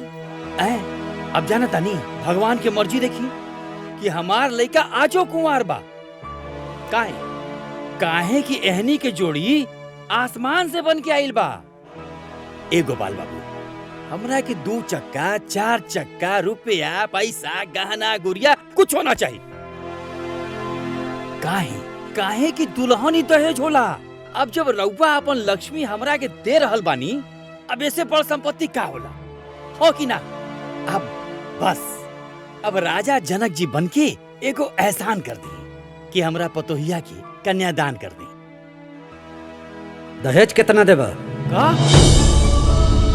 और लड़की वाला दहेज मांगेला जी? इ तो लड़की के बेचला के बराबर भइल। लड़का वाला दहेज मांगे तो शान है, और लड़की वाला दहेज मांगे तो बेचल का है। हमार लड़की तोहरे लड़का से लाख गुना बढ़िया है। अरे रघुआ का कहतानी कुछ समझा तानी? इस समाज का कही महाराज। समाज उहे कही जौन हम कह। पहलू काबिलियत के है, चाहे बेटी हो के चाहे बेटा। परिवार संभाले बेटी, वंश बढ़ावे बेटी, प्रतिष्ठा बढ़ावे बेटी, दहेज लिया बेटा के बाप।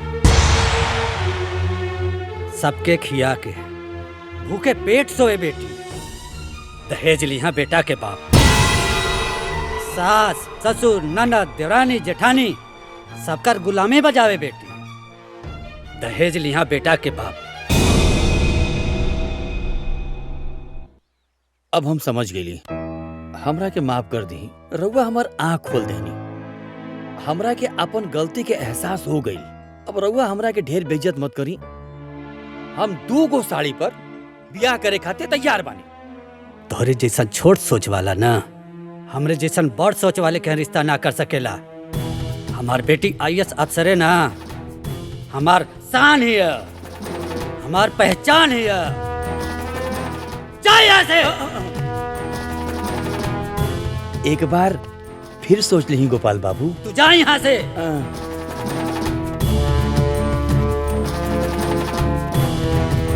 सुनी,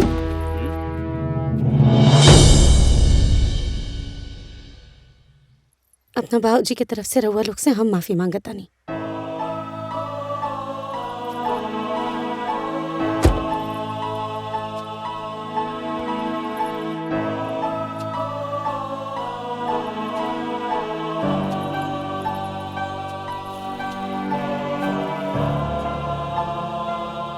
अपना बाबूजी की तरफ से हम आप लोग से माफी मांगल चाहता नहीं। हमरे बाबूजी रउआ लोग के नीचा ना दिखावल चाहत रहे। उ तो बस अपना बेटी के वैल्यू बतावल चाहत रहे। इनकर कोनो भी बात के घमंड मत समझब रउआ लोग। ये घमंड ना है। एगो बेटी के पिता के मन में इतना साल से दबल गुस्सा और दुख है। सॉरी, रउआ लोग जाइए please. I am sorry.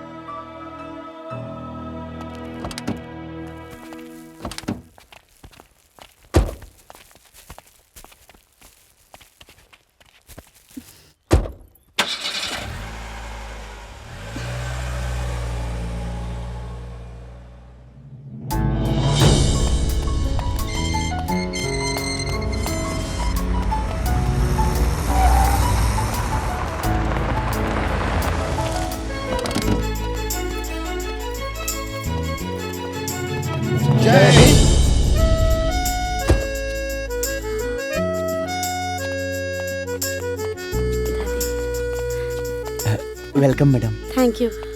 Mishra ji, tempo से सब सामान घर पर शिफ्ट करवा दीजिए। आइए आई सर। दादी, आई बाबूजी।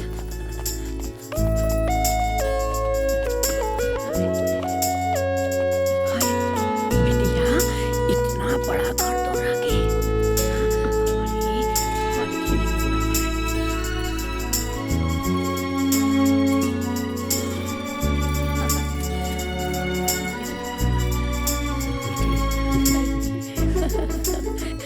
अरे बेटी, रहे खातिर इतना बड़ा घर। अरे बाहर मर्द लोग तोरा के सलामी ठोकत रहल। अरे बेटी, हम समझ गईली तू कोनो बड़का काम कैले हो। अरे हम ना समझली। हाय बेटा करत रहले, लेकिन तू तो बेटी हो के भी बेटा से बढ़ के काम कर देलू। आज हमरा के तोरा के सलामी ठोके का मन करत हो।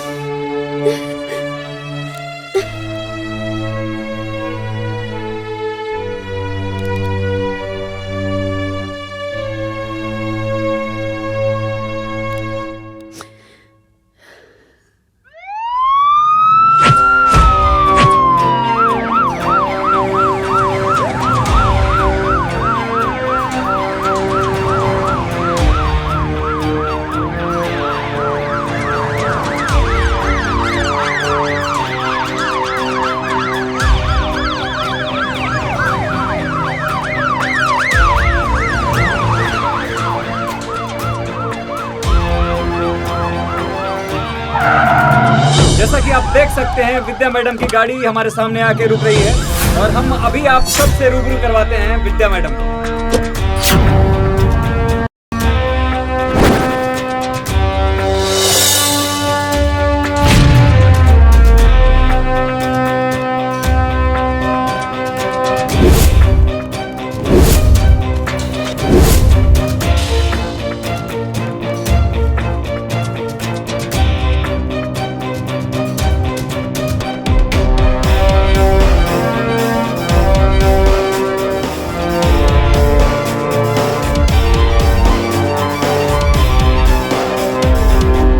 सारे एसओ आ चुके हैं। Yes ma'am.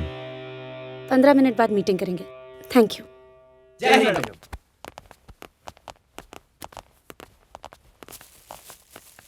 Thank you. पर्स जी। Thank you ma'am.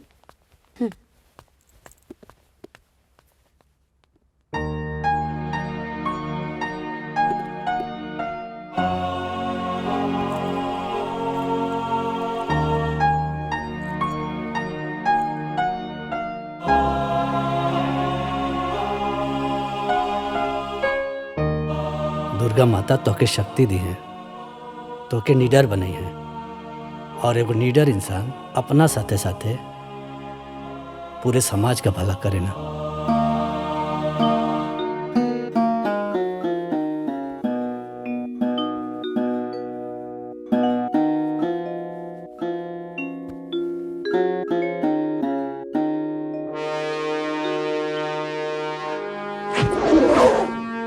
हमारे जिले को अच्छे से चलाने के लिए मुझे आप सबके सपोर्ट की जरूरत है। Yes madam. जिले के हर ब्लॉक में, हर गांव में होने वाली हर एक शादी में लेन देन की पूरी लिस्ट मुझे शादी से पहले चाहिए। अगर किसी भी सामान को देखकर ऐसा लगा कि दहेज लिया या दिया जा रहा है, तो दहेज लेने वाले और दहेज देने वाले दोनों के ऊपर सख्त कार्रवाई होनी चाहिए। और अगर किसी ने भी ये कार्रवाई करने में हिचकिचाहट की, तो उनके ऊपर सख्त से सख्त कार्रवाई मैं करूंगी। जी मैडम।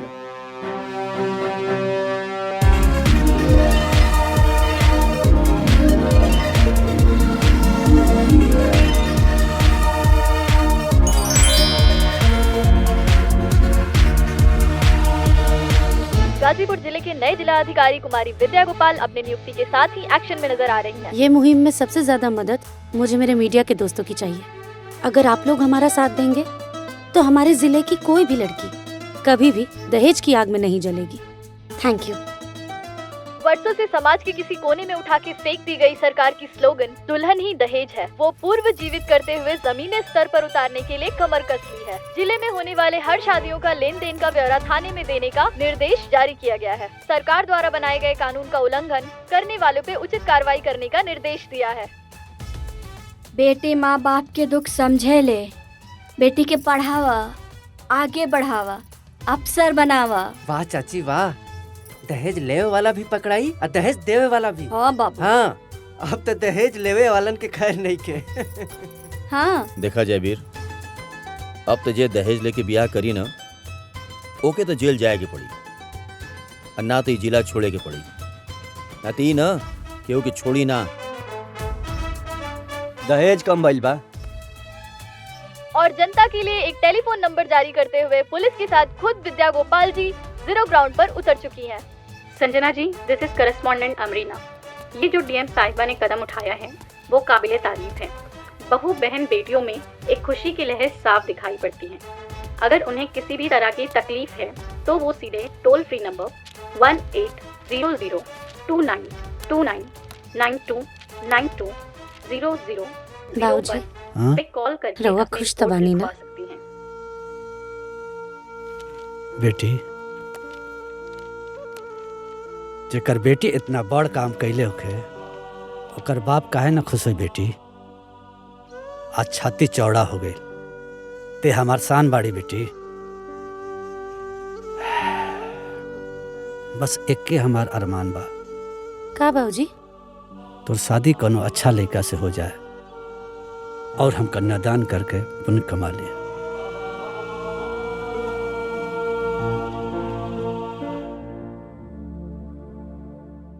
मम्मी। हाँ बेटा। मम्मी, आज दीदी ने हमारा एडमिशन ऐसा इंस्टीट्यूट में करा देली जहाँ बड़ा बड़ा घर के लड़का पढ़े ले। अच्छा। हाँ मम्मी, और वहाँ बहुत अच्छा पढ़ाई होला। अरे वाह बेटा। अच्छा पढ़ाई मतलब हमार अच्छा करियर बनी। मम्मी, एको बात कही। हाँ कहा ना। माई, एक समय रहे जब तू दीदी की एगो पेड़ा खातिर कितना कुछ कहत रहलू। आज उहे दीदी हमरा के एगो नया जीवन देले माई।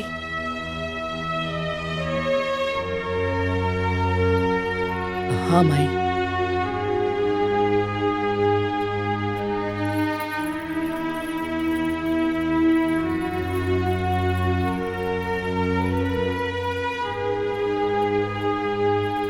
हमरा के माफ कर दे चाची। स्वार्थ के पर्दा हमारे आँख पे पड़ गए रहे बबुनी। तू चिनुआ के नया जिंदगी दे दिया अभी पर्दा आँख से हट गइल बा। तो ये घर के बेटी ना अनमोल रतन बाड़ू। हमसे बहुत बड़ गलती हो गई बबुनी। अरे हमरा के माफ कर दे चाची। प्लीज शांत हो जाए रहुआ, शांत हो जाए।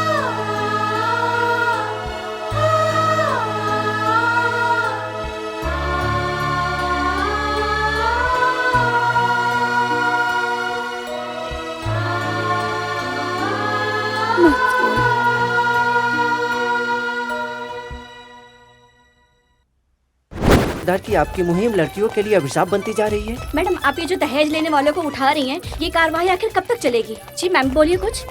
हमने सुना है कि आप अपना पर्सनल फ्रस्ट्रेशन के चलते ये कार्रवाई कर रही हैं, क्योंकि आपकी शादी भी मंडप में ही टूटी थी। नाम क्या है तुम्हारा? लीला। तुम्हारी शादी हो चुकी है लीला? पापा ढूंढ रहे हैं। अच्छा, तो क्या तुमने अभी हाल फिलहाल में अपने पिताजी को ध्यान से देखा है? उनके जूतों को देखा है? उनके बॉडी लैंग्वेज को देखा है? नहीं। अगर देखी होती तो उस चेहरे के पीछे का रोता हुआ चेहरा, उनके जूतों की घिसी हुई एड़ियां और उनके झुके हुए कंधों को देखकर तुम्हें यह पता चल जाता कि इस देश में एक बेटी के बाप का दर्द क्या होता है। ऐसी कोई शादी नहीं है जिसमें बेटी के बाप का कुछ बिका ना हो। ऐसी कोई शादी नहीं है जिसमें किसी बेटी की माँ का कुछ गिरवी ना रखा गया हो। मैडम, लेकिन लेन देन विवाह का एक अंग है। ये एक ऐसा सड़ा हुआ अंग है जिसमें बीमारी लग चुकी है और इसे काट के शरीर से दूर फेंक देना ही भलाई है। अगर सिर्फ सरकारी आंकड़ों को ही देखा जाए तो हर 1 घंटे में एक लड़की की मौत दहेज की वजह से होती है, और ये तो सिर्फ सरकारी आंकड़े हैं। तो फिर आपके हिसाब से शादी के सिस्टम को खत्म कर देना चाहिए। शादी कोई सिस्टम नहीं है। शादी तो 2 परिवारों का मिलन है, और 2 लोग के मिलन में जिम्मेदारी किसी एक पर ही क्यों? अरे शादी तो बेटी की होती है, लेकिन लोगों को सिर्फ इतना ही ख्याल रहता है कि लड़की लेकर क्या आई है, 2 चक्का या 4 चक्का। अरे उसने पढ़ लिख के मेहनत करके कौन सी डिग्री हासिल की है, इससे किसी को कोई फर्क नहीं पड़ता। दूल्हा भले रावण हो, लेकिन दुल्हन हमेशा सीता होनी चाहिए। परिवार वाले भले कौरव क्यों ना हो, लेकिन बहू द्रौपदी होनी चाहिए। पर एक बात याद रख लीजिए आप लोग, इस कलयुग के दहेज रूपी दानव के चीरहरण से हमें बचाने के लिए कोई भगवान कृष्ण नहीं आने वाले हैं। हम सबको ही एक दूसरे के लिए कृष्ण बनना पड़ेगा। एक दूसरे की मदद हम सबको ही करनी पड़ेगी। हम सबको ही कोशिश करके एक दूसरे के लिए अच्छा ससुराल और अच्छा दूल्हा ढूंढना होगा। वो कैसे? मान लो कि तुम्हारी शादी एक गांव में तय हुई। जिस गांव में तुम्हारी शादी तय हुई है, उस गांव की बहन, भाभी, माँ, हर कोई अगर ये जिम्मेदारी उठा ले कि तुम्हें उस दूल्हे की सारी सच्चाई बतानी है, तो क्या तुम्हें शादी में आसानी नहीं होगी? अरे बेटी के माँ बाप तो लड़के की मौजूदा स्थिति देखकर शादी तय कर देते हैं, लेकिन गांव की बहन बेटियों को उस लड़के की और उसके परिवार की पूरे अतीत की सच्चाई पता होती है। बस यही सच्चाई अगर वो दुल्हन और उसके परिवार को पहुंचा दे, तो कोई माँ बाप अपनी बेटी को आग में नहीं झोंकना चाहेंगे। किसकी शादी, कहाँ, किस घर में, हमें कैसे पता चलेगा मैडम? ये डिजिटल इंडिया का टाइम है। इस डिजिटलाइजेशन को अपनी लाइफ सेट करने के लिए इस्तेमाल करना चाहिए, वेस्ट करने के लिए नहीं। आज ही से डीएम ऑफिस के फेसबुक और इंस्टाग्राम के ऑफिशियल पेज से एक कम्युनिटी बनाई जाएगी। दुल्हन ही दहेज है। मेरा आप सब लोगों से भी निवेदन है कि इस न्यूज़ को जितना हो सके उतना स्प्रेड कीजिए और हमारे जिला की जितनी लड़कियां हैं हर कोई उस कम्युनिटी को ज्वाइन करे और उस कम्युनिटी में जिसकी जहां शादी हो रही है वो सारी डिटेल्स शेयर करें और साथ ही में दूल्हे की सारी डिटेल्स शेयर करें। फिर उस लड़के के बारे में बाकी कोई भी लड़की जो भी कुछ जानती हो वो डिटेल भी उस कम्युनिटी पर शेयर करें। अगर कोई काम एक आदमी अकेला करता है तो वो सिर्फ काम होता है, लेकिन अगर कोई काम सब लोग मिल के करते हैं तो वो एक आंदोलन बन जाता है और आंदोलन के बाद ही आती है क्रांति। धन्यवाद। जैसा कि आपने देखा, डीएम विद्या गोपाल ने दुल्हन ही दहेज है मुहिम में सबका साथ मांगा है। उन्होंने आगे ये भी साफ कहा है कि उनके लिए भी उनकी कम्युनिटी ऐसा ही रिश्ता ढूंढे जिसके परिवार में 3 पुश्तों ने ना दहेज लिया हो और ना ही दहेज दिया हो। अब हम बहनों को एक दूसरे की मदद करनी है और दुल्हन ही दहेज है कम्युनिटी को ज्वाइन करना है। You have a voice message.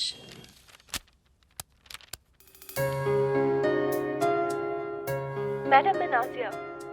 मैंने आपको थैंक्स बोलने के लिए मैसेज किया है मैम। मैम, अगर आप उस दिन सही समय पे नहीं आती तो आज शायद मेरी जिंदगी बर्बाद हो चुकी होती।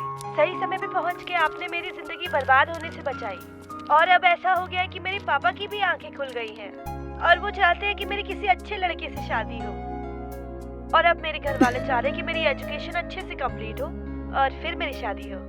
Ma'am, thank you so much ma'am, thank you so much. Madam, sign.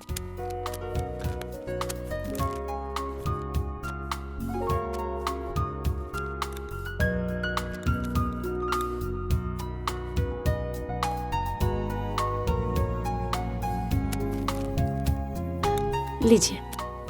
Madam, आप बहुत अच्छा काम कर रही हैं। आपकी बनाई हुई कम्युनिटी दुल्हन ही दहेज है मेरी बेटी के लिए अच्छा रिश्ता ढूंढने में बहुत मदद कर रही है।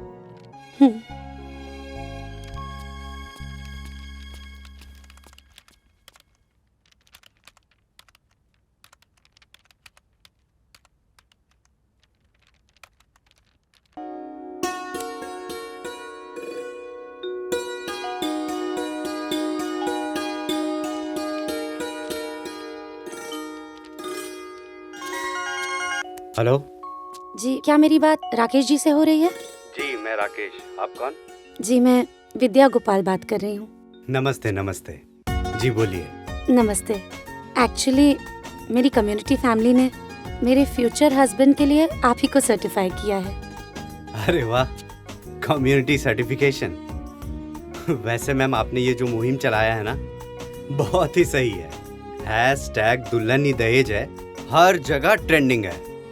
मैंने जब अपने डिटेल्स भेजे थे मुझे तो खुद भी यकीन नहीं था कि आपकी कम्युनिटी मुझे अप्रूव करेगी। Anyway, thanks.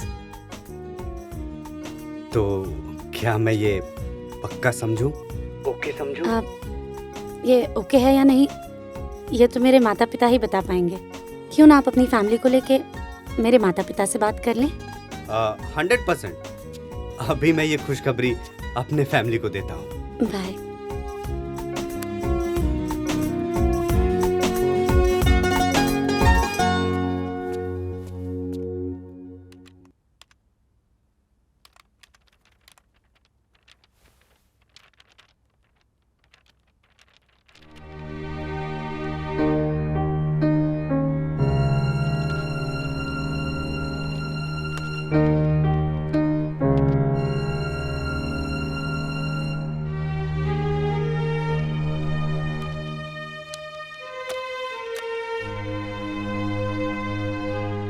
ना, हम अंदर ना सर प्लीज 5 मिनट खातिर हमरा जाए दी।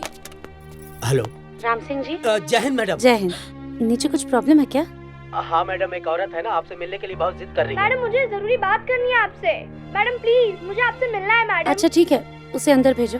जी मैडम, लेके आते हैं मैडम अभी। ये जी, गेट खोलो, गेट खोलो जल्दी। आइए, चलिए।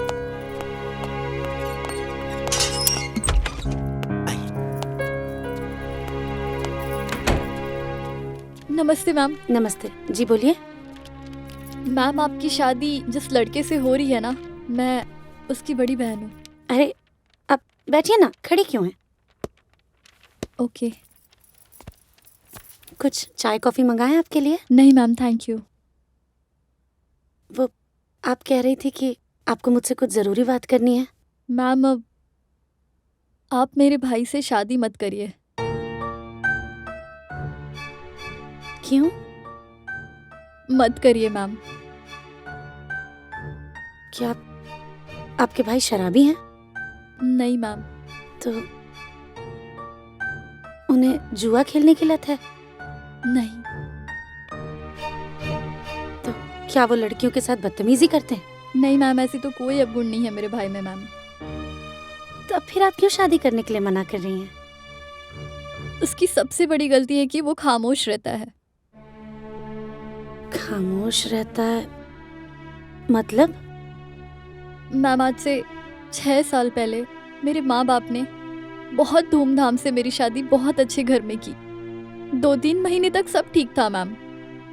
उसके बाद बात ही बात में मेरे ससुराल वाले दहेज का जिक्र करने लगे और 1.5 साल बीतते बीतते दहेज के लिए मेरा पति मुझ पर हाथ भी उठाने लगा। ये बात मैंने अपने माँ बाप को बताई मैम।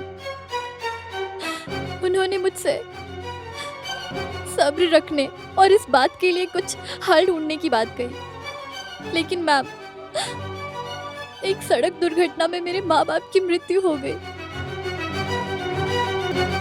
उसके बाद हालात बद से बदतर हो गए, लेकिन मेरी जिंदगी में एक उम्मीद हुई जब मुझे पता चला कि मैं माँ बनने वाली हूँ।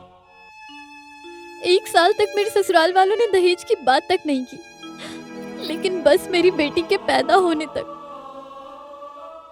1.5 साल तक मैंने जैसे तैसे अपनी और अपनी बेटी की जान बचाई मैम। पर जब मुझसे लगा कि अब मुझसे नहीं हो पाएगा, तब मैंने अपनी आखिरी उम्मीद अपने भाई से मदद मांगी।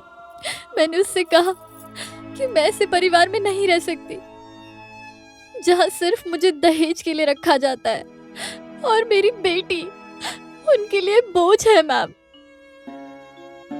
मेरे भाई ने मुझसे कहा कि वो मेरा और मेरी बेटी का खर्च तो उठा सकता है, लेकिन ये बदनामी नहीं उठा सकता कि जहां मेरे स्वर्गवासी पिता ने मेरी शादी तय की है वो रिश्ता गलत है।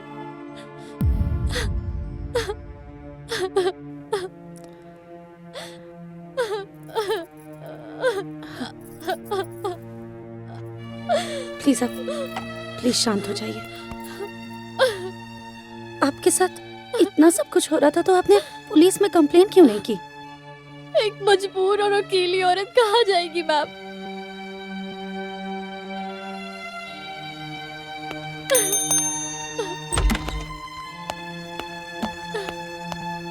जय हिंद मैडम। जय हिंद। इनकी कंप्लेन लिखिए और 498 के तहत जितने भी केसेस बना सकते हैं उतने केसेस लगाकर इनके ससुराल वालों को अंदर करिए। जी मैडम। ये आपकी कंप्लेन लिख देंगे और उसके बाद भी अगर आपको या आपकी बेटी को कोई भी तकलीफ हुई तो आप बेझिझक कभी भी मेरे पास आ सकती हैं, ठीक है? जी मैम। अपना ध्यान रखिएगा। आइए। Thank you.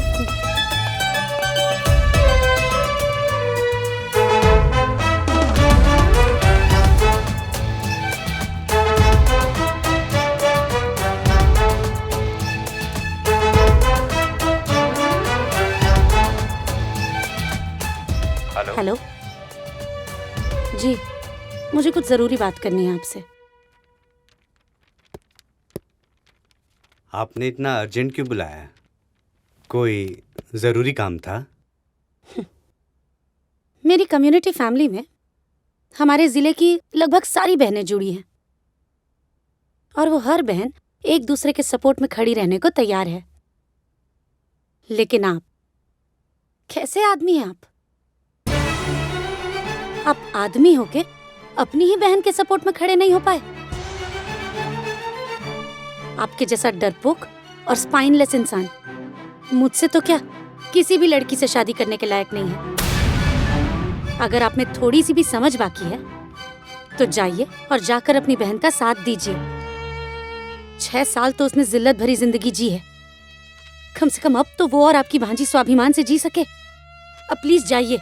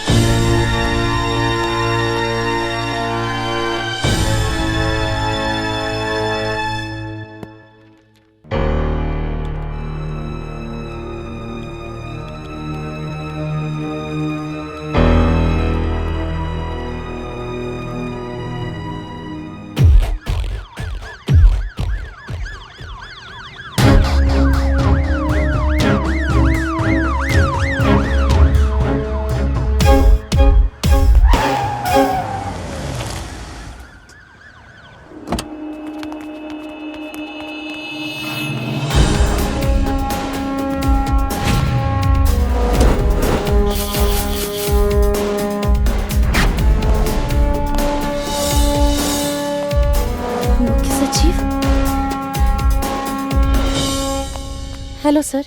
जय हिंद। सर आप यहाँ? क्यों, मैं नहीं आ सकता क्या?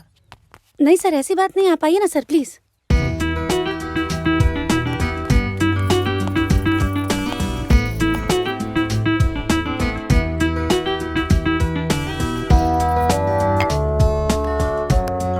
कमाल कर दिया आपने। दुल्हन ही दहेज वाला जो आपने मुहिम चलाया है ट्रेंड करने लगा है। जहां देखिए बस उसी की चर्चा हो रही है। अगर आप ही की तरह हर जिले पे डीएम हो जाए तो बदलते भारत की तस्वीर हम लोग जल्दी देख पाएंगे। थैंक यू सर। हाँ, एक बात और विद्या जी, आप भी अब दुल्हन बनने की तैयारी कर लीजिए, क्योंकि आपकी शर्त के अनुसार मैंने वो फैमिली ढूंढ लिया है जिसमें 3 पुश्तों में ना कभी किसी ने दहेज लिया है और ना दहेज दिया है, और वो फैमिली आपके सामने है। हाँ बिटिया, जब हम ब्याह कैनी बिना दहेज के, लेकिन आज तक हमरा मान सम्मान में कोई भी कमी ना आई। सही न दुल्हन? सही कहानी अम्मा। हम तो अपना आपके बहुत सौभाग्यशाली समझिला कि ऐसन खानदान में हमार शादी भई। 1 रुपया भी दहेज ई खानदान में ना लिहल जाला, और ई खानदान के बहू बेटी के इतना मान सम्मान दिहल जाला, शायद ही कोनो खानदान में ऐसा बेटी बहू के सम्मान दिहल जात हुई। सासू माँ बिल्कुल सही कह रहल बानी। हमके तो अपने ससुराल में अइले बस कुछ ही साल भइल, लेकिन ई कुछ साल में हम पूरी जिंदगी की खुशियाँ पाले ले बानी। हमके ई घर में बहू से ज्यादा बेटी के जैसन इज्जत और सम्मान मिलेला, और हम भी बिना दहेज के ही ससुराल में आइल बानी। और हम दुल्हा के छोट बहन है। वैसे हमहू जब शादी करब ना तो बिना दहेज के करब। बाकी लड़का के बा?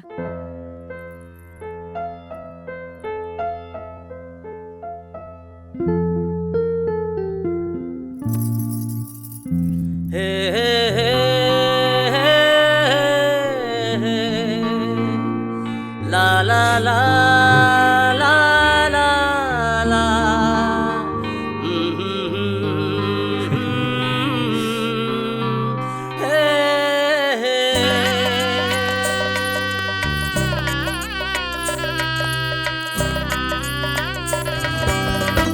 IAS विद्या गोपाल की शादी गृह सचिव विवेक कुमार जी के साथ डायरेक्ट लाइव दिखा रहे हैं। विद्या जी तो शादी के बंधन में बंध गयी, लेकिन उनके चलाए हुए मुहिम दुल्हन ही दहेज है को आगे बढ़ाना है। एक दूसरे का साथ देते हुए समाज में दहेज रूपी दानव को खत्म करते हुए हमें दहेज मुक्त भारत बनाना है। क्या आप हमारा साथ देंगे?